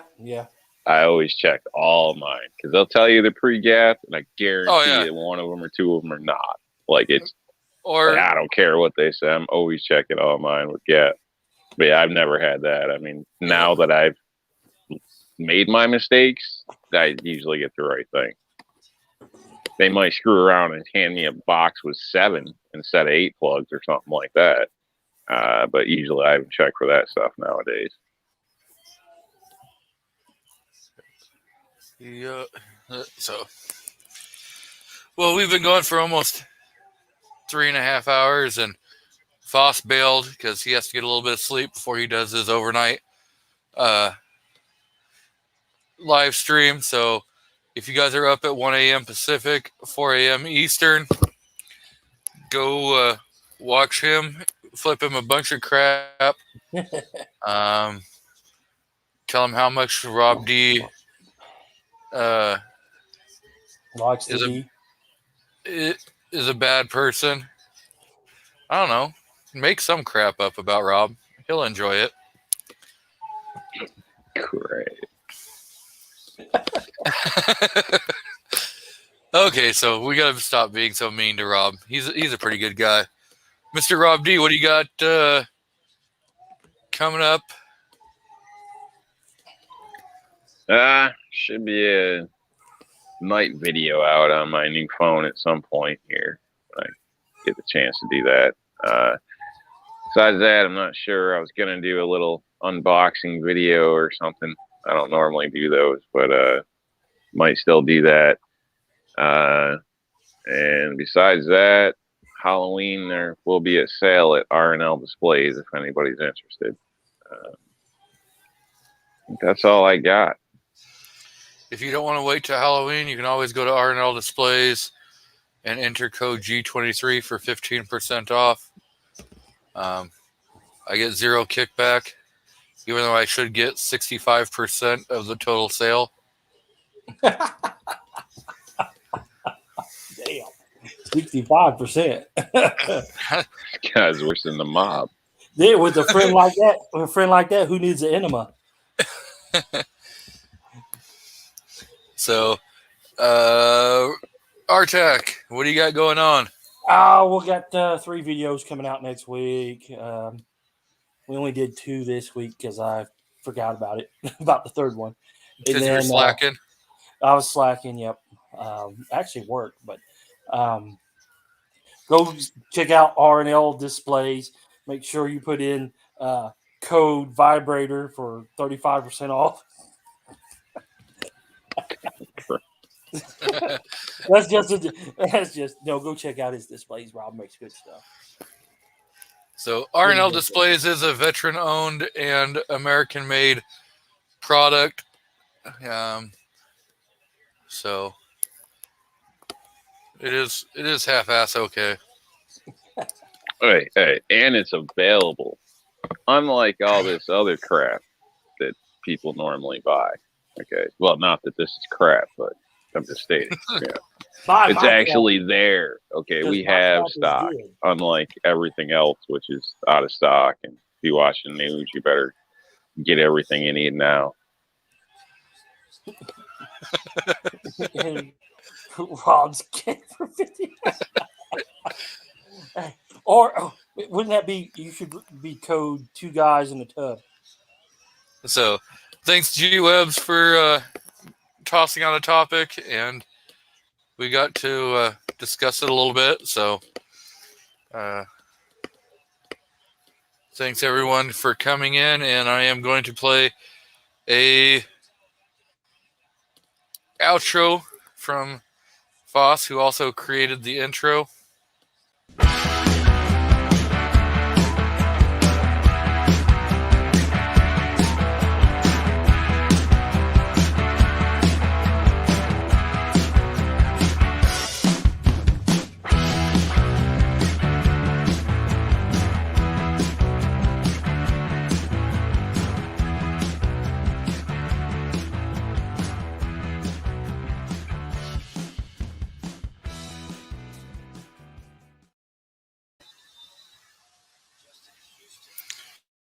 So thank you again, everyone, for stopping by, and we shall see you next Saturday. And next Saturday will be the day before Halloween.